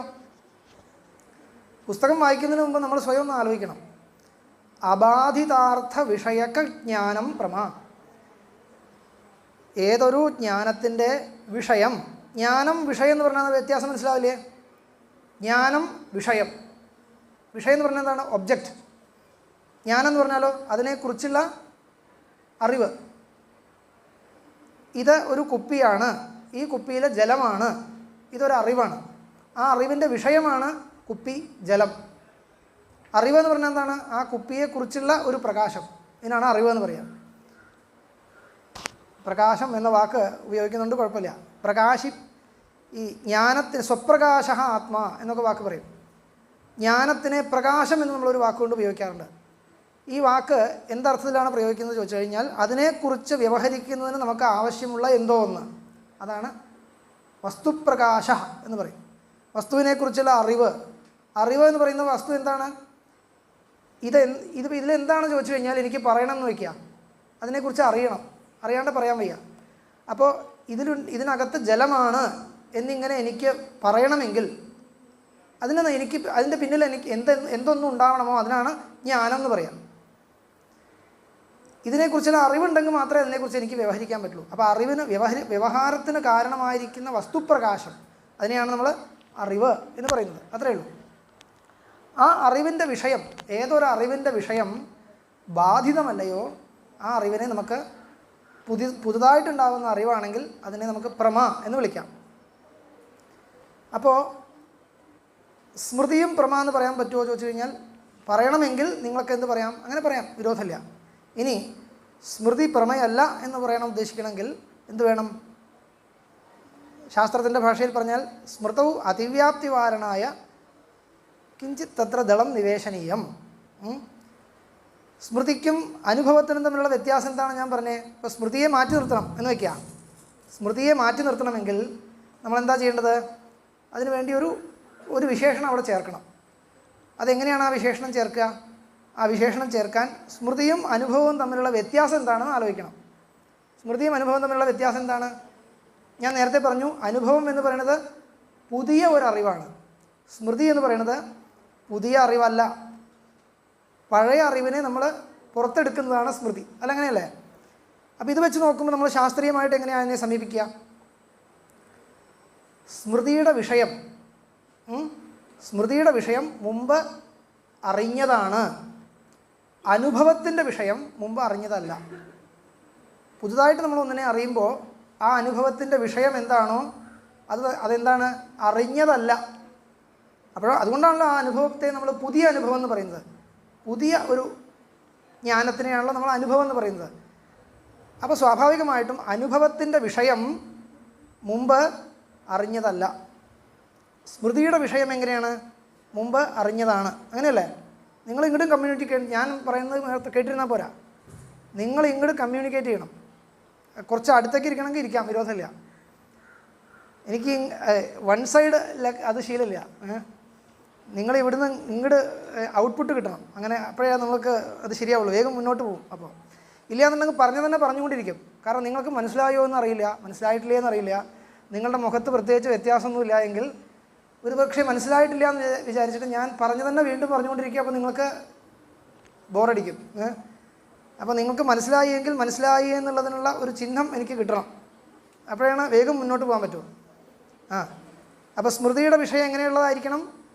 സ്മൃതിയുടെ വിഷയത്തിനും അനുഭവത്തിൻ്റെ വിഷയത്തിനും എന്നുള്ള വ്യത്യാസം എന്താണ്? സ്മൃതിയുടെ വിഷയം മുമ്പ് അറിഞ്ഞതാണ്, മുമ്പ് നിങ്ങൾ ഗ്രഹിച്ചിട്ടുള്ള വിഷയമാണ്. മുമ്പ് ഗ്രഹിച്ച വിഷയത്തിനെയാണ് വീണ്ടും ഓർത്തെടുക്കുമ്പോഴാണല്ലോ സ്മൃതി എന്ന് പറയാം. അപ്പോൾ അത് വെച്ചിട്ട് നമുക്ക് ഇപ്പോൾ ലക്ഷണം ഉണ്ടാക്കണം. ഇപ്പോൾ യഥാർത്ഥ ജ്ഞാനത്തിൻ്റെ പ്രമയുടെ ലക്ഷണം നമുക്ക് തയ്യാറാക്കണം. എങ്ങനെയാണ് ലക്ഷണം തയ്യാറാക്കുക? അനധിഗത അബാധിതാർത്ഥ വിഷയക ജ്ഞാനം പ്രമ. അനധിഗത അബാധിത അർത്ഥ വിഷയക ജ്ഞാനം പ്രമ. എങ്ങനെ അതിനെ വ്യാഖ്യാനിക്കുക? അനധിഗതവും അബാധിതവുമായിരിക്കുന്ന അർത്ഥത്തെ വിഷയമാക്കുന്ന ജ്ഞാനമാണ് പ്രമ. അനധിഗതവും അബാധിതവുമായിരിക്കുന്ന അർത്ഥത്തിൻ്റെ വിശേഷണമാണ്. അർത്ഥം എന്ന് പറഞ്ഞാൽ വിഷയം തന്നെയുള്ളൂ. ജ്ഞാനത്തിൻ്റെ വിഷയമായിട്ടുള്ള എന്തോന്നുണ്ടോ അത് അനധിഗതമാണ്, അനധിഗതമായി ആയിരിക്കണം. അനധിഗതം എന്ന് പറഞ്ഞാൽ എന്താ അർത്ഥം? അധിഗതമല്ലാത്തത് എന്ന് പറഞ്ഞാൽ മുമ്പ് അറിയപ്പെടാത്തത്. മുമ്പ് അറിയപ്പെടാത്തതും മറ്റൊരു പ്രമാണത്താൽ ബാധിക്കാത്തതുമായിരിക്കുന്ന വിഷയത്തെ ഉൾക്കൊള്ളുന്ന ജ്ഞാനമാണ് യഥാർത്ഥ ജ്ഞാനം. ശരിയല്ലേ? മുമ്പ് അറിയപ്പെടാത്തതും മറ്റൊരു ജ്ഞാനത്താൽ ബാധിക്കപ്പെടാത്തതുമായിരിക്കുന്ന വിഷയം, അങ്ങനത്തെയുള്ള വിഷയത്തെ ഉൾക്കൊള്ളുന്ന ജ്ഞാനമാണ് പ്രമ എന്ന് നമുക്ക് പറയാം. ഒരു ഭ്രമമാണെന്ന് വയ്ക്കുക. ഒരു ഭ്രമം എങ്ങനെയാണ്? ഭ്രമത്തിൻ്റെ വിഷയം ബാധിക്കപ്പെടുന്നുണ്ട്.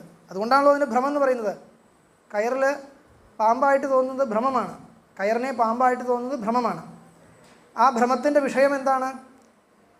സർപ്പ. കയറിനെ കണ്ടിട്ട് ഉണ്ടാകുന്ന ജ്ഞാനം എന്താണ്? ഭ്രമം എങ്ങനെയാണ് ഉണ്ടാകുന്നത്? ഭ്രമത്തിൻ്റെ സ്വരൂപം എന്താണ്? അയം സർപ്പ, ഇത് ഒരു സർപ്പമാണ്, ഇത് പാമ്പാണ് എന്നാണ് ജ്ഞാനം ഉണ്ടാകുന്നത്. പക്ഷേ ഈ ജ്ഞാനം യഥാർത്ഥ ജ്ഞാനമാണോ? അല്ല. എന്തുകൊണ്ടല്ല? അത് ഈ ലക്ഷണപ്രകാരം എങ്ങനെയാണ് അല്ല എന്ന് പറയുന്നത്? നിങ്ങൾ എന്താണ് ലക്ഷണം എഴുതിയത്? അനധികത അബാധിത അർത്ഥവിഷയക ജ്ഞാനം. ബാധിതാർത്ഥ വിഷയക ജ്ഞാനമാണത് അല്ലേ? കയറിൽ പാമ്പിനെ കാണുമ്പോൾ അതിൻ്റെ ആ അറിവിൻ്റെ വിഷയം എന്താണ്? പാമ്പ്. അത് ബാധിക്കപ്പെടുന്നതാണ്. കാരണം കുറച്ച് കഴിഞ്ഞാൽ മനസ്സിലാവും അങ്ങനെയല്ല എന്നുള്ളത്. അപ്പോൾ ബാധിക്കപ്പെടുന്ന ഒരു വിഷയത്തെ വിഷയമാക്കുന്ന ഉൾക്കൊള്ളുന്ന ജ്ഞാനമാണ്. ഉൾക്കൊള്ളുക എന്നൊക്കെ നിങ്ങളുടെ ഭാഷയിൽ പറയുകയാണ് ഞാൻ. അങ്ങനെയൊന്നുമല്ല അത് പറയേണ്ടത്. ഇതിൻ്റെ ശാസ്ത്രീയമായ ഭാഷ വേറെയാണ്. ഞാൻ പുറത്തെടുക്കേണ്ട വെച്ചിട്ടാണ് ഇരിക്കുന്നത്. അപ്പോൾ ബാധിതമായ ഒരു വിഷയത്തെ ഉൾക്കൊള്ളുന്ന സാമാന്യ ഭാഷ, ഉൾക്കൊള്ളുന്ന ജ്ഞാനമാണ് ഭ്രമം. അബാധിതമായ വിഷയത്തെ ഉൾക്കൊള്ളുന്ന ജ്ഞാനമാണ് പ്രമ. ശരിയായില്ലേ? അബാധിതമായ വിഷയത്തെ ഉൾക്കൊള്ളുക എന്ന് മാത്രം പറഞ്ഞാൽ പോരാ, അനധികതവും അബാധിതവുമായ വിഷയത്തെ ഉൾക്കൊള്ളുന്ന ജ്ഞാനമാണ് പ്രമ. സ്മൃതി പ്രമയാണോ എന്ന് ചോദിച്ചു കഴിഞ്ഞാൽ അല്ല. എന്തുകൊണ്ടാണ്? സ്മൃതിയുടെ വിഷയം അനധികതമല്ല, അധികതമാണ്. എന്ന് പറഞ്ഞാലോ, എന്തിനെയാണോ നമ്മൾ സ്മരിക്കുന്നത് അത് മുമ്പ് അറിഞ്ഞിട്ടുള്ളതാണ്. അതുകൊണ്ട് അധികതമായ വിഷയത്തെ ഉൾക്കൊള്ളുന്ന ജ്ഞാനമാണ് സ്മൃതി. അതുകൊണ്ടത് പ്രമേയമല്ല. പുതിയ അനുഭവങ്ങളാകട്ടെ അങ്ങനെയല്ല, അനധികതമായ വിഷയത്തെ ഉൾക്കൊള്ളുന്ന അറിവുകളാണ്. അതുകൊണ്ട് അത് പ്രമേയമാണ്. അങ്ങനെ നമ്മൾ പ്രമാലക്ഷണത്തെ പറഞ്ഞു വെച്ചു. അതിൽ രണ്ട് പക്ഷക്കാരുണ്ട്. സ്മൃതിയും പ്രമേയാണ് എന്ന് പറയുന്ന ചിലരുണ്ട്. അപ്പോൾ അവരെങ്ങനെയാണ് ലക്ഷണം പറയേണ്ടത് ചോദിച്ചു കഴിഞ്ഞാൽ, അനധികതം എന്നുള്ള ദളം ഒഴിവാക്കിയാൽ മതി. അനധികതം എന്നുള്ള വിശേഷണം ഒഴിവാക്കി കഴിഞ്ഞാൽ ആ ലക്ഷണം സ്മൃതിക്കും ചേരും അനുഭവത്തിനും ചേരും. അപ്പോൾ സ്മൃതിക്കും അനുഭവത്തിനും രണ്ടിനും ചേരുന്ന തരത്തിലുള്ള ഒരു പ്രമാലക്ഷണം, സ്മൃതിയെ മാറ്റി നിർത്തിക്കൊണ്ടുള്ള രണ്ട് തരത്തിലുള്ള പ്രമാലക്ഷണത്തെ പറഞ്ഞു വയ്ക്കുകയാണ് ഇവിടെ ആചാര്യൻ. അതാണ് വായിക്കാം. തത്ര സ്മൃതി വ്യാവൃത്തം പ്രമാത്വം അനധികതാബാധിതാർത്ഥവിഷയകജ്ഞാനത്വം സ്മൃതി സാധാരണം തു അബാധിതാർത്ഥവിഷയകജ്ഞാനത്വം. കഴിഞ്ഞു. സ്മൃതിയെ മാറ്റി നിർത്തിക്കൊണ്ടുള്ള പ്രമാലക്ഷണമാണ്. അതായത് സ്മൃതി പ്രമേയമല്ല എന്നുള്ള പക്ഷത്തിൽ പറയേണ്ടുന്ന പ്രമാലക്ഷണമാണ് അനധികത അബാധിതാർത്ഥ വിഷയകജ്ഞാനത്വം പ്രമാത്വം. സ്മൃതി സാധാരണം എന്ന് പറഞ്ഞാലോ, സ്മൃതിയും പ്രമേയാണ് എന്ന് കണക്കാക്കിക്കൊണ്ട് പറയേണ്ടുന്ന പ്രമാലക്ഷണമാണ് അബാധിതാർത്ഥ വിഷയകജ്ഞാനത്വം എന്ന്. ഇപ്പോൾ ഒരു ചോദ്യം വരികയാണ്. നനു നനു എന്നുള്ള എഴുതിയിട്ടില്ല, ഞാൻ സ്വയം വായിച്ചതാണ്. നീരൂപസ്യാപി കാലസ്യ ഇന്ദ്രിയവേദ്യത്വാഭ്യുപഗമേന ധാരാവാഹിക ബുദ്ധേരപി പൂർവപൂർവജ്ഞാന അഭിഷയ തത്തക്ഷണ വിശേഷ വിഷയകത്വേന ന തത്രാവ്യാപ്തി. ഇതൊക്കെ എങ്ങനെയാണ് നിങ്ങളുടെ മുഖത്ത് നോക്കി ഞാൻ വ്യാഖ്യാനിക്കേണ്ടതെന്ന് അറിയില്ല. എങ്കിലും പരമാവധി സരളമായിട്ട് പറയാം. നിങ്ങൾ ഈ ഒന്ന് മനസ്സിലാക്കൂ, പുസ്തകത്തിലത്തെ വരികളെ വ്യാഖ്യാനിച്ച് അർത്ഥം പറയുമ്പോഴാണ് നിങ്ങൾക്ക് ക്ലേശം. ഞാനിങ്ങനെ അത് കാഷ്വലി പറയുകയാണെന്ന് വെച്ചാൽ അത്ര വിഷമമില്ല. നിങ്ങൾക്ക് ഞാൻ ഇത്തരം സാമാന്യ സഭകളിൽ എനിക്ക് തോന്നിയിട്ടുള്ളൊരു അനുഭവം, എൻ്റെ ഒരു പൂർവാനുഭവം എങ്ങനെയാണെന്ന് ചോദിച്ചാൽ, പങ്ക്തിയിൽ നിന്ന് അർത്ഥം വ്യാഖ്യാനിക്കാൻ ഞാൻ തുടങ്ങിക്കഴിഞ്ഞാലാണ് എല്ലാവരും കഷ്ടപ്പെടുന്നത്. കാര്യം അങ്ങനെ പറഞ്ഞു പോവാച്ചാൽ അത്ര വലിയ വിഷമമില്ല. അപ്പോൾ പങ്ക്തിയുടെ അർത്ഥം അവിടെ പങ്ക്തി വ്യാഖ്യാനിക്കാൻ ഞാൻ ഉദ്ദേശിക്കുന്നില്ല, കാര്യം പറഞ്ഞു പോവാം, എന്നാൽ വലിയ വിഷമമില്ല. അനധികത അബാധിത അർത്ഥവിഷയക ജ്ഞാനം പ്രമാന്ന് പറഞ്ഞില്ലേ? ഇവിടെ അനധികത എന്നുള്ള വാക്ക് എന്തിനു വേണ്ടിയാണ് ചേർത്തത്? സ്മൃതിയെ മാറ്റി നിർത്താൻ വേണ്ടിയിട്ടാണ്. അപ്പോൾ എന്താണ് ഈ ലക്ഷണം കൊണ്ട് ഉദ്ദേശിച്ചത്? ഏതൊരു ജ്ഞാനത്തിൻ്റെ വിഷയം അധികതമാണോ അത് പ്രമേയമല്ല. അതായത് പുതിയ അറിവിനെയാണ് പ്രമ എന്ന് പറയുന്നത്, പഴയ അറിവിനെ പ്രമ എന്ന് പറയാൻ പാടില്ല. അപ്പോൾ ഉടനെ ഒരു ചോദ്യം വരും. ഒരു അനേകം ജ്ഞാനങ്ങൾ തുടർച്ചയായിട്ട് വരിക നിൽക്കുക. അതായത് ഒരു പുസ്തകത്തിനെ കണ്ടിട്ട് ഇതം പുസ്തകം ഇതം പുസ്തകം ഇതം പുസ്തകം കണ്ടുകൊണ്ടേയിരിക്കുകയെന്ന് വെച്ചോളൂ. അപ്പോൾ ഒരേ പുസ്തകത്തെ തന്നെ തുടർച്ചയായിട്ട് അറിഞ്ഞുകൊണ്ടേയിരിക്കുക, അങ്ങനെ വരാമല്ലോ. അതിനെ തന്നെ നോക്കിക്കൊണ്ടിരിക്കുകയാണെന്ന് വെച്ചാൽ അതിനെ തന്നെ നോക്കിയിട്ട് കുറച്ച് നേരം ഇരിക്കൂ പറഞ്ഞു കഴിഞ്ഞാൽ എന്താണ്? നിങ്ങൾക്കൊരു ജ്ഞാനം വരുന്നുണ്ട്. എന്താണ് ജ്ഞാനം? ഇതം പുസ്തകം ഇതം പുസ്തകം ഇതം പുസ്തകം ജ്ഞാനം തുടർന്നുകൊണ്ടേയിരിക്കുന്നുണ്ട്. ഇത് അനേകം ജ്ഞാനങ്ങളാണ്. ഒരു ജ്ഞാനം രണ്ട് ക്ഷണമേ നിൽക്കുള്ളൂ, അത് കഴിഞ്ഞാൽ പുതിയ ജ്ഞാനം വന്നു. പക്ഷേ വിഷയം എന്താണ്? അതേ വസ്തു തന്നെയാണ്. ഒരേ വിഷയത്തെ ഉൾക്കൊള്ളുന്ന അനേകം ജ്ഞാനങ്ങൾ അടുപ്പിച്ച് വരിക നിൽക്കുക. അത്തരം ജ്ഞാനത്തിൻ്റെ പേരാണ് ധാരാവാഹിക ജ്ഞാനം എന്ന്. ഈ ധാരാവാഹിക ജ്ഞാനത്തിൽ ശ്രദ്ധിക്കണം, ധാരാവാഹിക ജ്ഞാനത്തിൽ ഒന്നാമത്തെ ജ്ഞാനം, രണ്ടാമത്തെ ഒരു 10 ജ്ഞാനങ്ങൾ അങ്ങനെ കണക്കാക്കും. ഒരേ വിഷയത്തെ ഉൾക്കൊള്ളുന്ന ഒരു 10 ജ്ഞാനം ക്രമത്തിലുണ്ടായി എന്ന് വയ്ക്കുക. ഇപ്പോൾ ഇതിൽ ഒന്നാമത്തെ ജ്ഞാനത്തിൻ്റെ വിഷയം എന്തായിരുന്നു? പുസ്തകം. രണ്ടാമത്തെ ജ്ഞാനത്തിൻ്റെ വിഷയം എന്താണ്? പുസ്തകം. മൂന്നാമത്തെ ജ്ഞാനത്തിൻ്റെ വിഷയം എന്താണ്? അത് തന്നെ. അപ്പോൾ വിഷയം മാറുന്നില്ല, ജ്ഞാനം മാറി. ഇപ്പോൾ ഈ രണ്ടാമത്തെയും മൂന്നാമത്തെയൊക്കെ ജ്ഞാനം അത് പ്രമേയാണോ അല്ലയോ? അത് യഥാർത്ഥ ജ്ഞാനം പ്രമേയാണെന്ന് പറയണ്ടേ? അത് ഭ്രമാണെന്ന് പറയാൻ പറ്റുമോ? പറയാൻ വയ്യ. അത് പ്രമ തന്നെയാണ്. അപ്പോൾ നിങ്ങൾ പറഞ്ഞ പോലെ ലക്ഷണം പറയുകയാണെങ്കിൽ ഒരേ വിഷയത്തിനെ തന്നെയാണ് രണ്ടാമത്തെ ക്ഷണത്തിൽ നമ്മൾ അറിയുന്നത്. അപ്പോൾ അതൊരു പുതിയ ജ്ഞാനമാണെന്ന് പറയാൻ വയ്യ. അതിൻ്റെ വിഷയം അത് തന്നെയല്ലേ? മുമ്പ് കണ്ട പുസ്തകം അതേ പുസ്തകത്തിനെയാണ് രണ്ടാമത്തെ ക്ഷണത്തിലും ഞാൻ അറിയുന്നത്. അങ്ങനെ ഇരിക്കെ രണ്ടാമത്തെ ക്ഷണത്തിലുള്ള ജ്ഞാനം പ്രമേയാണെന്ന് എങ്ങനെയാണ് പറയുക എന്നാണ് ചോദ്യം. അപ്പോൾ രണ്ടാമത്തെ ക്ഷണത്തിലുള്ള ജ്ഞാനത്തിന് പുതിയ വിഷയം എന്തെങ്കിലും ഉണ്ടോ? പുസ്തകം അത് തന്നെയാണ്. പക്ഷേ പുതുതായിട്ട് എന്തെങ്കിലും വിഷയത്തെ ഉൾക്കൊള്ളുന്നുണ്ടോ? ഉണ്ട് എന്ന് പറയാൻ കഴിയുമെങ്കിൽ നമുക്ക് സമർത്ഥിക്കാൻ കഴിയും. അപ്പോൾ ആചാര്യൻ പറയുകയാണ് രണ്ടാമത്തെ ജ്ഞാനവും പ്രമേയാണെന്ന് നമുക്ക് തെളിയിക്കാം. എങ്ങനെയാണ് ചോദിച്ചു കഴിഞ്ഞാൽ, രണ്ടാമത്തെ ക്ഷണത്തിൽ നിങ്ങൾ ആ പുസ്തകത്തെ അറിയുന്നത് രണ്ടാമത്തെ ക്ഷണത്തിലുള്ളതായിട്ടല്ലേ അറിയുന്നത്? ഒന്നാമത്തെ ക്ഷണത്തിൽ പുസ്തകത്തെ അറിയുന്ന സമയത്ത് എങ്ങനെയാണ്? ഇപ്പോൾ പുസ്തകമുണ്ട്. രണ്ടാമത്തെ ക്ഷണത്തിൽ ഇപ്പോൾ പുസ്തകമുണ്ട്.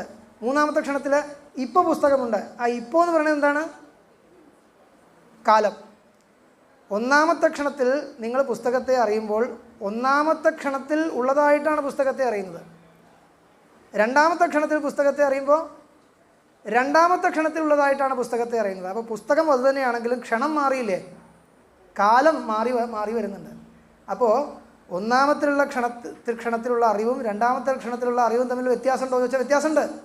പുസ്തകം അതുതന്നെയാണെങ്കിലും കാലം പുതിയ കാലത്തെ വിഷയമാക്കുന്നുണ്ട്. അതുകൊണ്ടാണ് ഇപ്പോഴും ആ പുസ്തകം അവിടെ തന്നെയുണ്ട്, ഇപ്പോഴുമുണ്ട്. ഇപ്പോഴും എന്ന് പറയുന്നത് ഈ കാലം. അപ്പോൾ പുതിയ കാലത്തെ അത് വിഷയമാക്കുന്നുണ്ട്. അതുകൊണ്ടാണല്ലോ നമ്മൾ അല്ലെങ്കിൽ രണ്ടാമത്തെ ക്ഷണത്തിൽ നമുക്ക് പറയാൻ കഴിയില്ല മുമ്പുണ്ടായിരുന്നു എന്ന് പറയാൻ പറ്റില്ല, ഇപ്പോൾ ഉണ്ടെന്ന് പറയാൻ പറ്റില്ല. ഇപ്പോൾ ഉണ്ടെന്ന് പറയാൻ പറ്റുന്നുവെങ്കിൽ അത് ആ പുതിയ കാലത്തെ വിഷയമാക്കുന്നുണ്ട്.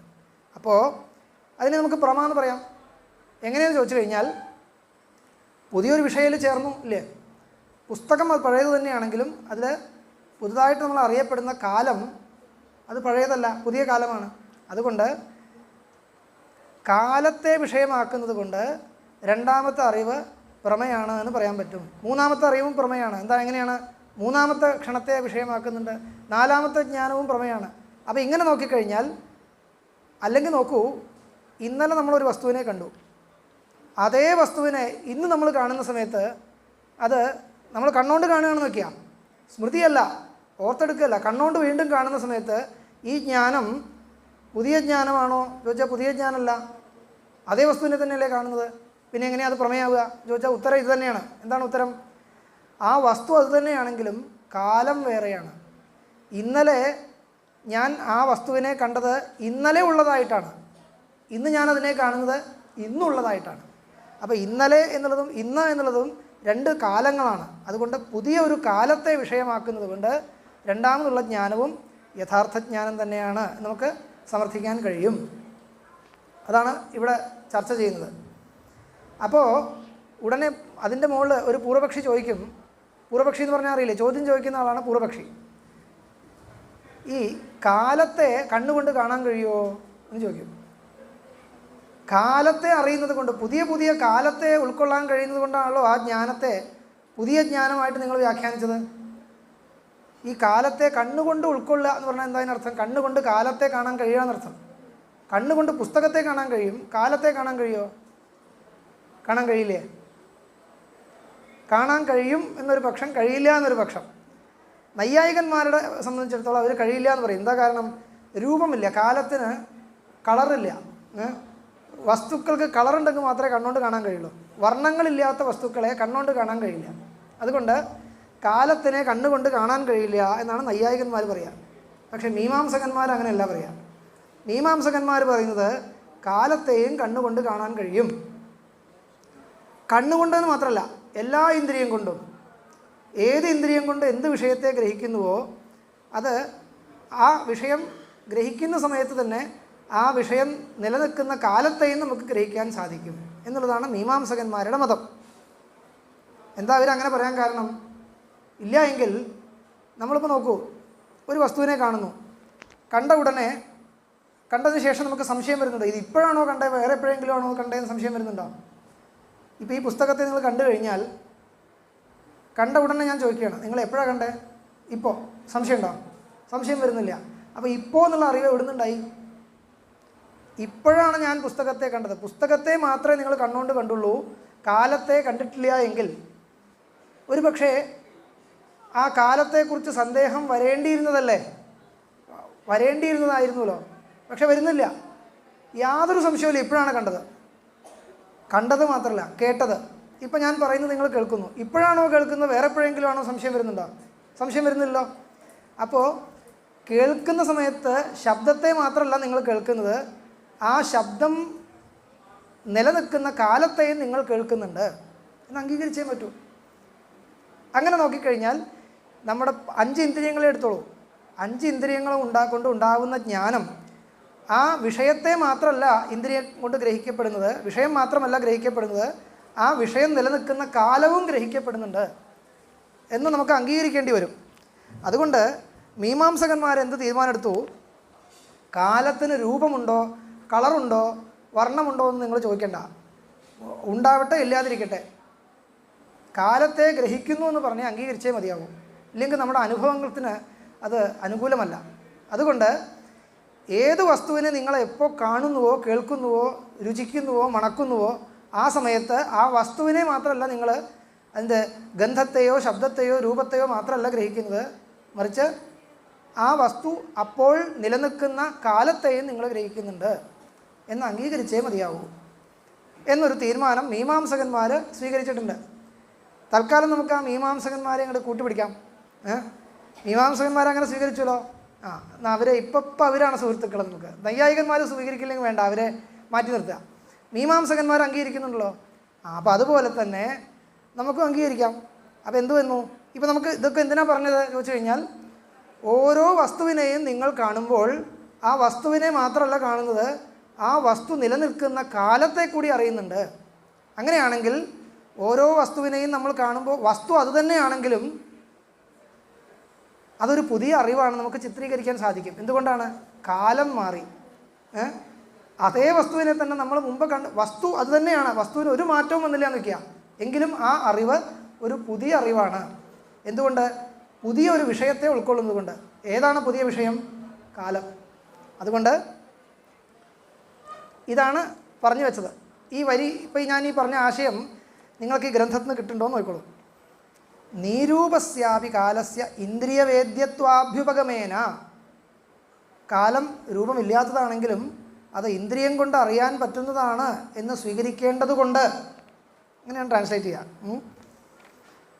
ധാരാവാഹിക ബുദ്ധേരപി, ധാരാവാഹിക ബുദ്ധി ആവട്ടെ, തുടർച്ചയായിട്ട് വന്നുകൊണ്ടിരിക്കുന്ന ഒരേ വിഷയത്തെ ഉൾക്കൊള്ളുന്ന ജ്ഞാനങ്ങളാവട്ടെ ആണെങ്കിൽ പോലും പൂർവപൂർവജ്ഞാന അവിഷയ തത്തത്ക്ഷണ വിശേഷ വിഷയകത്വേന, മുമ്പുണ്ടായ ജ്ഞാനങ്ങൾക്ക് വിഷയമല്ലാത്ത പുതിയ പുതിയ ക്ഷണങ്ങളെ വിഷയമാക്കുന്ന അറിവുകളായതുകൊണ്ട്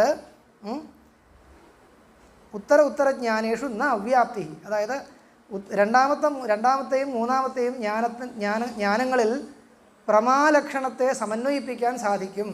കാരണം എന്താണ്? അനധികതമായ കാലത്തെ വിഷയമാക്കുന്നുണ്ട്. അതുകൊണ്ട് ഇതാണിപ്പോൾ ഞാൻ പറഞ്ഞു വെച്ചത്. കിഞ്ച ഇനി ഇതിപ്പോൾ മീമാംസകന്മാരുടെ അഭിപ്രായം മുൻനിർത്തിക്കൊണ്ടാണ് ഇപ്പോൾ ഈ സമാധാനം പറഞ്ഞത്.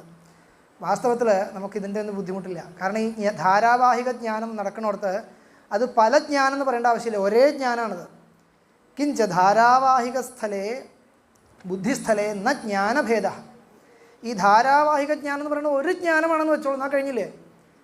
ഇപ്പോൾ 10 മിനിറ്റ് ഒരേ ജ്ഞാനം നിലനിൽക്കുക നിൽക്കുക, അത് പല ജ്ഞാനങ്ങളാണ്. ഈ ജ്ഞാനം പലതാണ് നൈയായികന്മാർക്ക് പറയേണ്ടി വന്നത്. എന്തുകൊണ്ടാണ് ചോദിച്ചാൽ, അവരുടെ മതത്തിൽ ഒരു ജ്ഞാനം ഉണ്ടായിക്കഴിഞ്ഞാൽ 2 നിമിഷം മാത്രമേ നിൽക്കുള്ളൂ. ക്ഷണദ്വയസ്ഥായിത്വം എന്നൊരു നിയമം വെച്ചു. നമുക്ക് അങ്ങനെ ഒരു നിയമം വെക്കേണ്ട ആവശ്യമില്ല. ഒരു ജ്ഞാനം അതിൻ്റെ ഇടയിൽ മറ്റൊരു വിഷയം കയറി വരുന്നില്ല നിൽക്കുക, മറ്റൊരു വിഷയം കയറി വരാത്തോടത്തോളം ആ ജ്ഞാനം 10 മിനിറ്റ് ഉണ്ടെങ്കിൽ 10 മിനിറ്റ് ഒരേ ജ്ഞാനമാണെന്ന് നിൽക്കുക. ഇപ്പം ബുദ്ധിമുട്ടില്ല. രണ്ടാമത്തെയും മൂന്നാമത്തെയും ജ്ഞാനം വേറെ ജ്ഞാനം എന്ന് സ്വീകരിക്കുമ്പോൾ മാത്രമേ ആ ജ്ഞാനത്തിൻ്റെ വിഷയം മുമ്പത്തെ ജ്ഞാനത്തിൻ്റെ വിഷയത്തിൽ മുമ്പത്തെ ജ്ഞാനം കൊണ്ട് വിഷയീകരിച്ച അതേ വിഷയം തന്നെയല്ലേ രണ്ടാമത്തെ ജ്ഞാനത്തിലും എന്ന ചോദ്യം വരുള്ളൂ. ഇത് 10 മിനിറ്റ് ഒരേ ജ്ഞാനം തന്നെയാണെന്ന് പറഞ്ഞാൽ പിന്നെ ആ ചോദ്യമില്ല.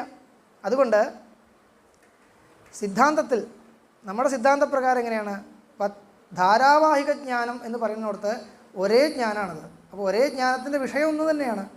അപ്പോൾ ആ ജ്ഞാനത്തിൻ്റെ വിഷയം എന്താണെന്ന് ചോദിച്ചാൽ എന്താണോ വിഷയം അത് തന്നെയാണ്. അതിൽ കാലം വിഷയമാക്കേണ്ട കാര്യമില്ല.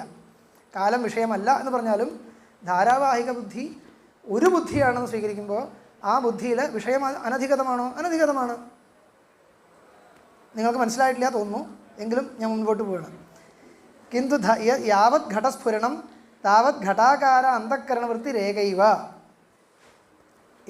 എത്ര നേരം ഒരു ഘടം ഒരു വിഷയം സ്ഫുരിക്കുന്നുവോ അത്ര നേരം ആ ജ്ഞാനം ഒന്നു തന്നെയാണ്. വേറെ വേറെ ജ്ഞാനാണെങ്കിൽ മുമ്പത്തെ ജ്ഞാനത്തിൽ പിന്നത്തെ ജ്ഞാനത്തിലുള്ള ചോദ്യം അപ്പോഴേ വരുള്ളൂ. ഒരേ ജ്ഞാനമാണെന്ന് പറഞ്ഞാൽ ഒരു ജ്ഞാനമാണ് കഴിഞ്ഞു, അതിൻ്റെ വിഷയം അനധികതമാണോ? അനധികതമാണ്, അത്രയേ ഉള്ളൂ. വൃത്തേഹേ സ്വവിരോധി വൃത്യുത്പത്തി പര്യന്തം സ്ഥായിത്വാഭിഭഗമാത്.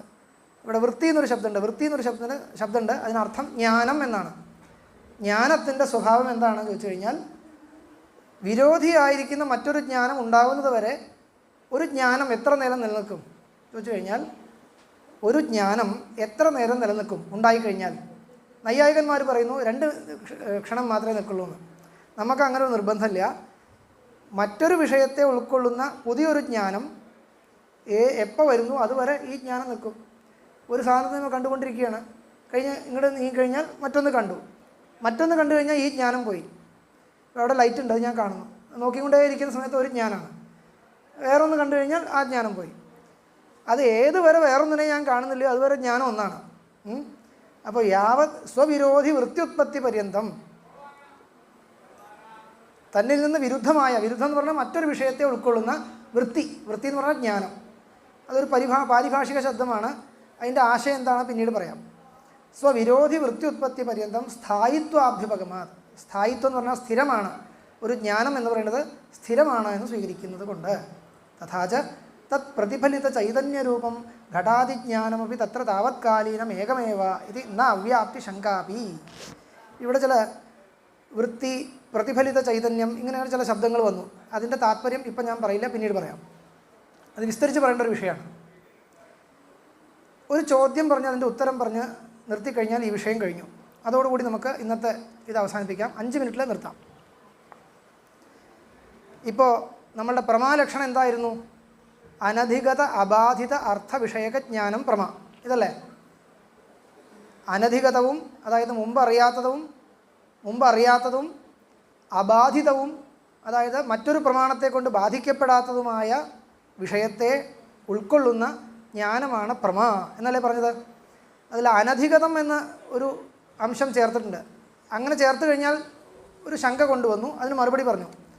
തുടർച്ചയായിട്ട് നിൽക്കുന്ന ഒരു ജ്ഞാനത്തിൽ രണ്ടാമത്തെ ജ്ഞാനത്തിൻ്റെ വിഷയം അധികതമല്ലേ, അനധികതമല്ലല്ലോ, പിന്നെ എങ്ങനെയാണത് പ്രമേയാവുക എന്ന ചോദ്യം ചോദിച്ചതിന് ഉത്തരം പറഞ്ഞു നിർത്തി. ആ വിഷയം കഴിഞ്ഞു.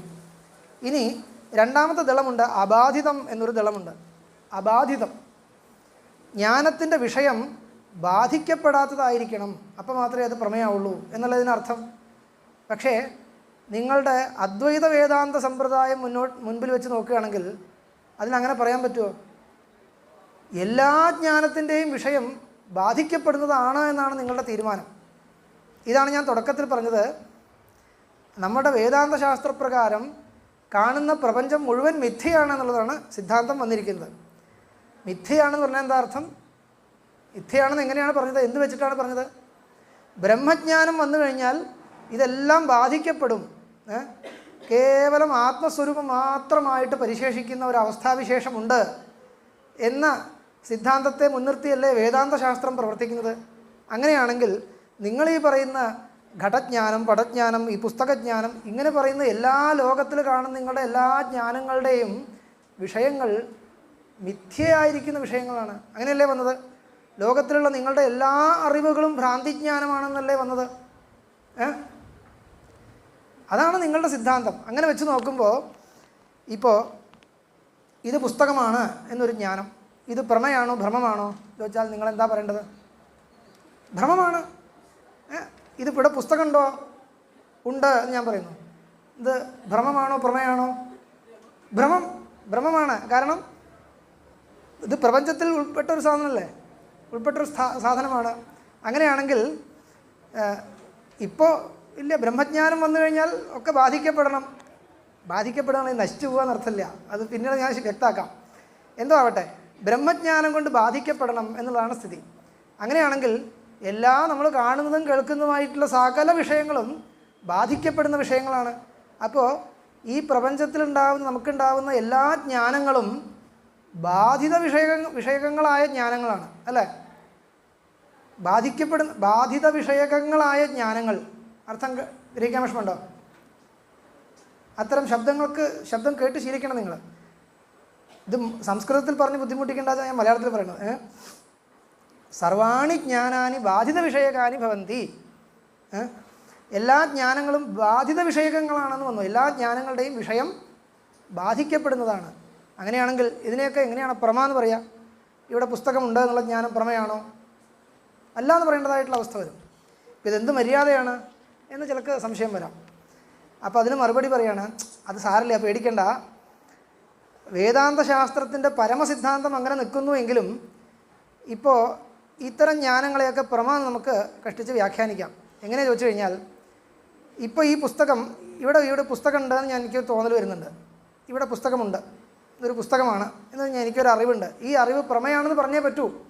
കാരണം ഇതും പ്രമയല്ല എന്ന് പറഞ്ഞാൽ പിന്നെ എന്താണ് പ്രമ? കേവലം ബ്രഹ്മജ്ഞാനം മാത്രമാണ് പ്രമ എന്ന് വരും. ഒരു കണക്കിനത് ശരിയാണെന്ന് വെച്ചോളൂ. പക്ഷേ ഈ ലക്ഷണമൊക്കെ നമ്മൾ എന്തിനാണ് ഉണ്ടാക്കണത്? ലക്ഷണം ഉണ്ടാക്കേണ്ട പ്രയോജനം എന്താ ലക്ഷണത്തിൻ്റെ പ്രയോജനം? വ്യാവൃത്തിർ വ്യവഹാരോവ ലക്ഷണപ്രയോജനം എന്നാണ് തർക്കസംഗ്രഹ ദീപികയിൽ പറയുന്നത്. ലോകത്ത് വ്യവഹരിക്കാൻ വേണ്ടിയാണ് ലക്ഷണങ്ങൾ ഉണ്ടാക്കുന്നത് അല്ലേ? ലോകവ്യവഹാരത്തിൽ നമുക്ക് വസ്തുക്കളെ വേർതിരിച്ച് മനസ്സിലാക്കി വ്യവഹരിക്കുന്നതിന് വേണ്ടിയാണ് ലക്ഷണങ്ങൾ ഉണ്ടാക്കുന്നത്. അപ്പം നിങ്ങളുടെ ലക്ഷണം ബ്രഹ്മജ്ഞാനത്തിന് മാത്രമേ ഉപയോഗപ്പെടുള്ളൂ വെച്ചിട്ടുണ്ടെങ്കിൽ നിങ്ങളുടെ ലക്ഷണം വെച്ച് നോക്കിക്കഴിഞ്ഞാൽ ഈ ബ്രഹ്മസാക്ഷാത്കാരം ഒന്ന് മാത്രമാണ് പ്രമ, ബാക്കി ഒന്നും പ്രമയല്ല എന്ന് വരും. അങ്ങനെയല്ലേ വരാം? ബ്രഹ്മജ്ഞാനം ഒന്ന് മാത്രമേ പ്രമേയാവുള്ളൂ എന്ന് വന്നു കഴിഞ്ഞാൽ ലോകത്ത് നമ്മൾ എൻ്റെ അറിവ് ശരിയാണ് എന്ന് വിശ്വസിച്ചിട്ടല്ലേ മുന്നോട്ട് പോകുന്നത്. അപ്പോൾ ഇത്തരം നമ്മളുടെ ലോകത്ത് ഇത് ജലമാണ് എന്നൊരു ജ്ഞാനം എനിക്കുണ്ടാവുന്നുണ്ട്, നിങ്ങൾക്കൊന്നുണ്ടാവുന്നുണ്ട്, എല്ലാവർക്കും ഉണ്ടാവുന്നുണ്ട്. ഇത് പ്രമേയാണെന്ന് മുൻനിർത്തിയിട്ട് വേണ്ട ഇതെടുത്ത് കുടിക്കാൻ. ഇതെടുത്ത് കുടിക്കുന്നത് ഞാൻ എന്ത് വിശ്വസിച്ചിട്ടാണ്? ഇത് ജലമാണ് എന്നൊരു ജ്ഞാനം എനിക്കുണ്ടായി. ആ ജ്ഞാനം ശരിയായിട്ടുള്ള ജ്ഞാനമാണ്, സംശയമൊന്നുമില്ല. അതുകൊണ്ടല്ലേ എടുത്ത് കുടിക്കുന്നത്. അപ്പോൾ ഇത്തരം ഈ ജ്ഞാനം പ്രമയാണ് എന്ന് നിങ്ങളുടെ ലക്ഷണം വെച്ചിട്ട് പറയാൻ കൊള്ളില്ലെങ്കിൽ നിങ്ങളുടെ ലക്ഷണം കൊണ്ട് യാതൊരു ഉപയോഗമില്ല എന്ന് വരും. അപ്പോൾ എന്ത് വേണം ചോദിച്ചു കഴിഞ്ഞാൽ ലക്ഷണത്തെ ഒന്നങ്ങട് അതിൽ അബാധിതം എന്നില്ലേ, ആ അബാധിതം എന്നുള്ള ദളത്തിന് അർത്ഥം വ്യാഖ്യാനിക്കുകയാണ്. ബ്രഹ്മജ്ഞാന പര്യന്തം അബാധിതം.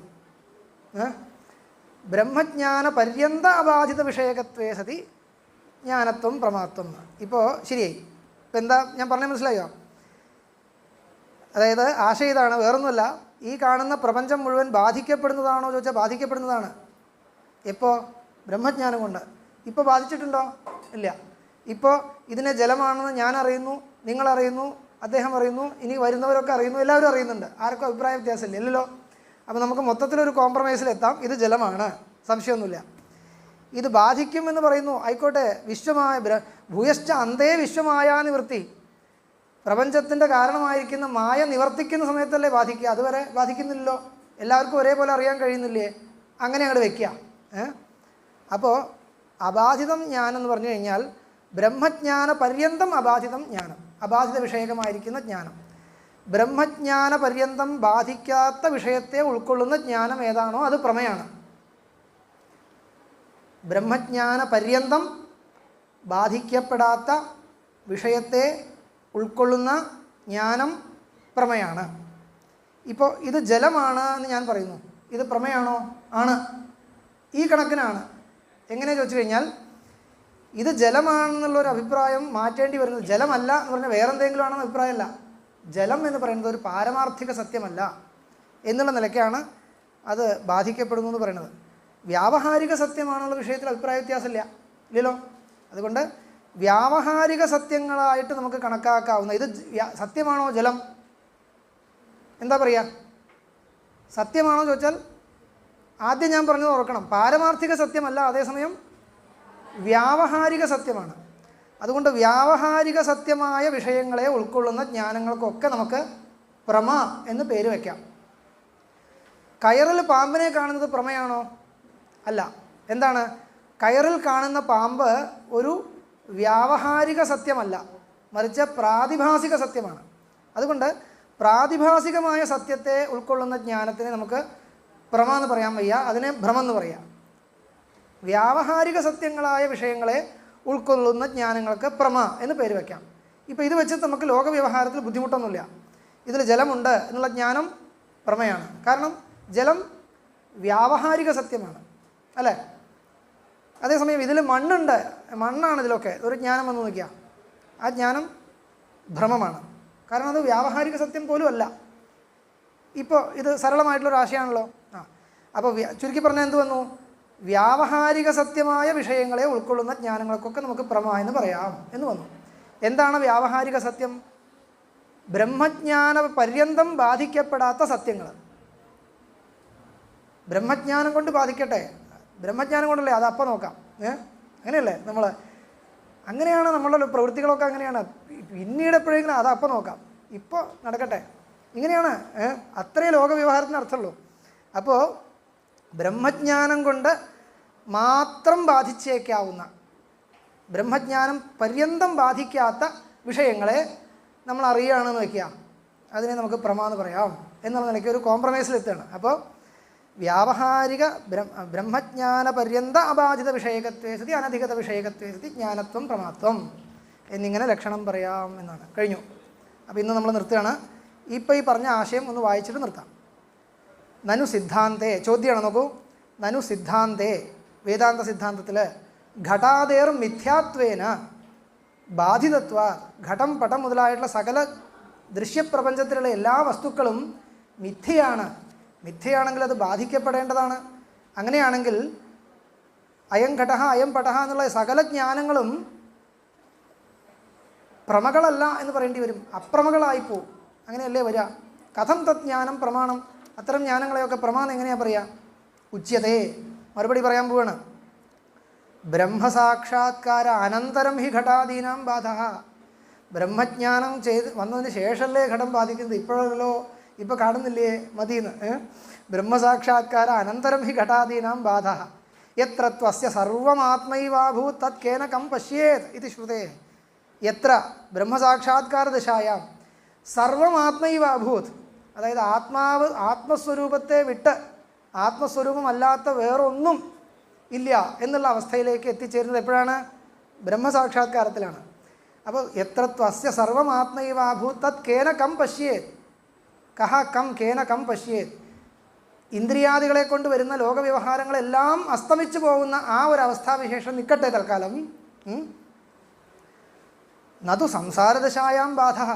സംസാരദശയിൽ, സംസാരദശ എന്ന് പറഞ്ഞാൽ എന്താ അർത്ഥം? ബ്രഹ്മജ്ഞാന പര്യന്തമുള്ള കാലത്തിനെയാണ് സംസാരദശ എന്ന് പറയുന്നത്. ബ്രഹ്മജ്ഞാനം വരുന്നത് വരേക്കുമുള്ള കാലത്തിനെയാണ് സംസാരദശ എന്ന് പറയുന്നത്. നതു സംസാരദശായാം ബാധ. ഈ സംസാരദശയിൽ നമ്മുടെ മുമ്പിൽ കാണുന്ന ഈ പ്രപഞ്ചം ബാധിക്കപ്പെടുന്നില്ല. യത്ര ഹി ദ്വൈതമിവ ഭവതി തദിതര ഇതരം പശ്യതി ഇത് ശ്രുതേ. ദ്വൈതമിവ, രണ്ടാമതൊന്നും ഉള്ളതായിട്ട് നമ്മൾ കാണപ്പെടുന്നുവോ ആ അവസ്ഥ, സംസാരാവസ്ഥ, ആ അവസ്ഥയിലൊന്നും ബാധിക്കപ്പെടുന്നില്ല. തഥാച അബാധിതപദേന സംസാരദശായാം അബാധിതത്വം വിവക്ഷിതം. സ്പഷ്ടമായോ? അബാധിതം എന്ന് പറഞ്ഞു കഴിഞ്ഞാൽ എന്താ അർത്ഥം? സംസാരദശായാം അബാധിതം.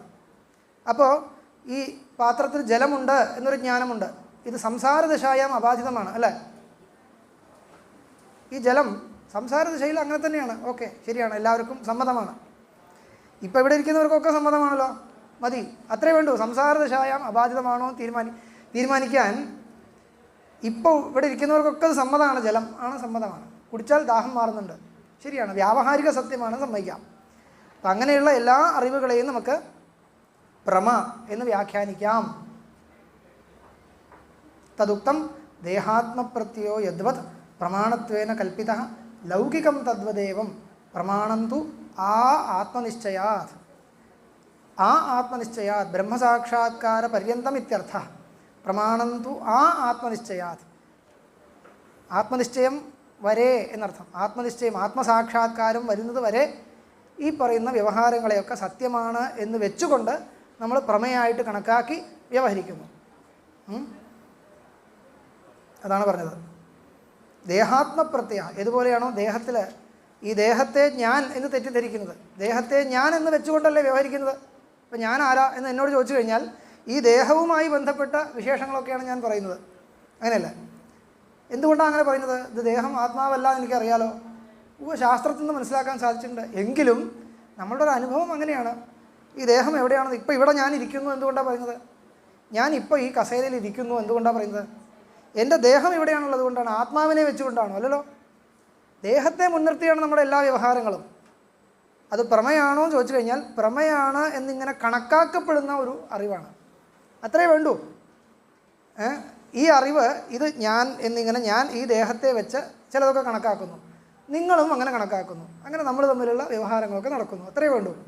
വ്യവഹാരങ്ങൾ നടപ്പിലാക്കുവാൻ ഇത്രയേ ആവശ്യമുള്ളൂ എന്നുള്ള നിലയ്ക്ക് എന്താ പറയുക, ഒരു കോംപ്രമൈസിലെത്തിയിരിക്കുകയാണ്. ദേഹാത്മപ്രത്യേക യദ്വത് പ്രമാണത്വേന കൽപ്പിത.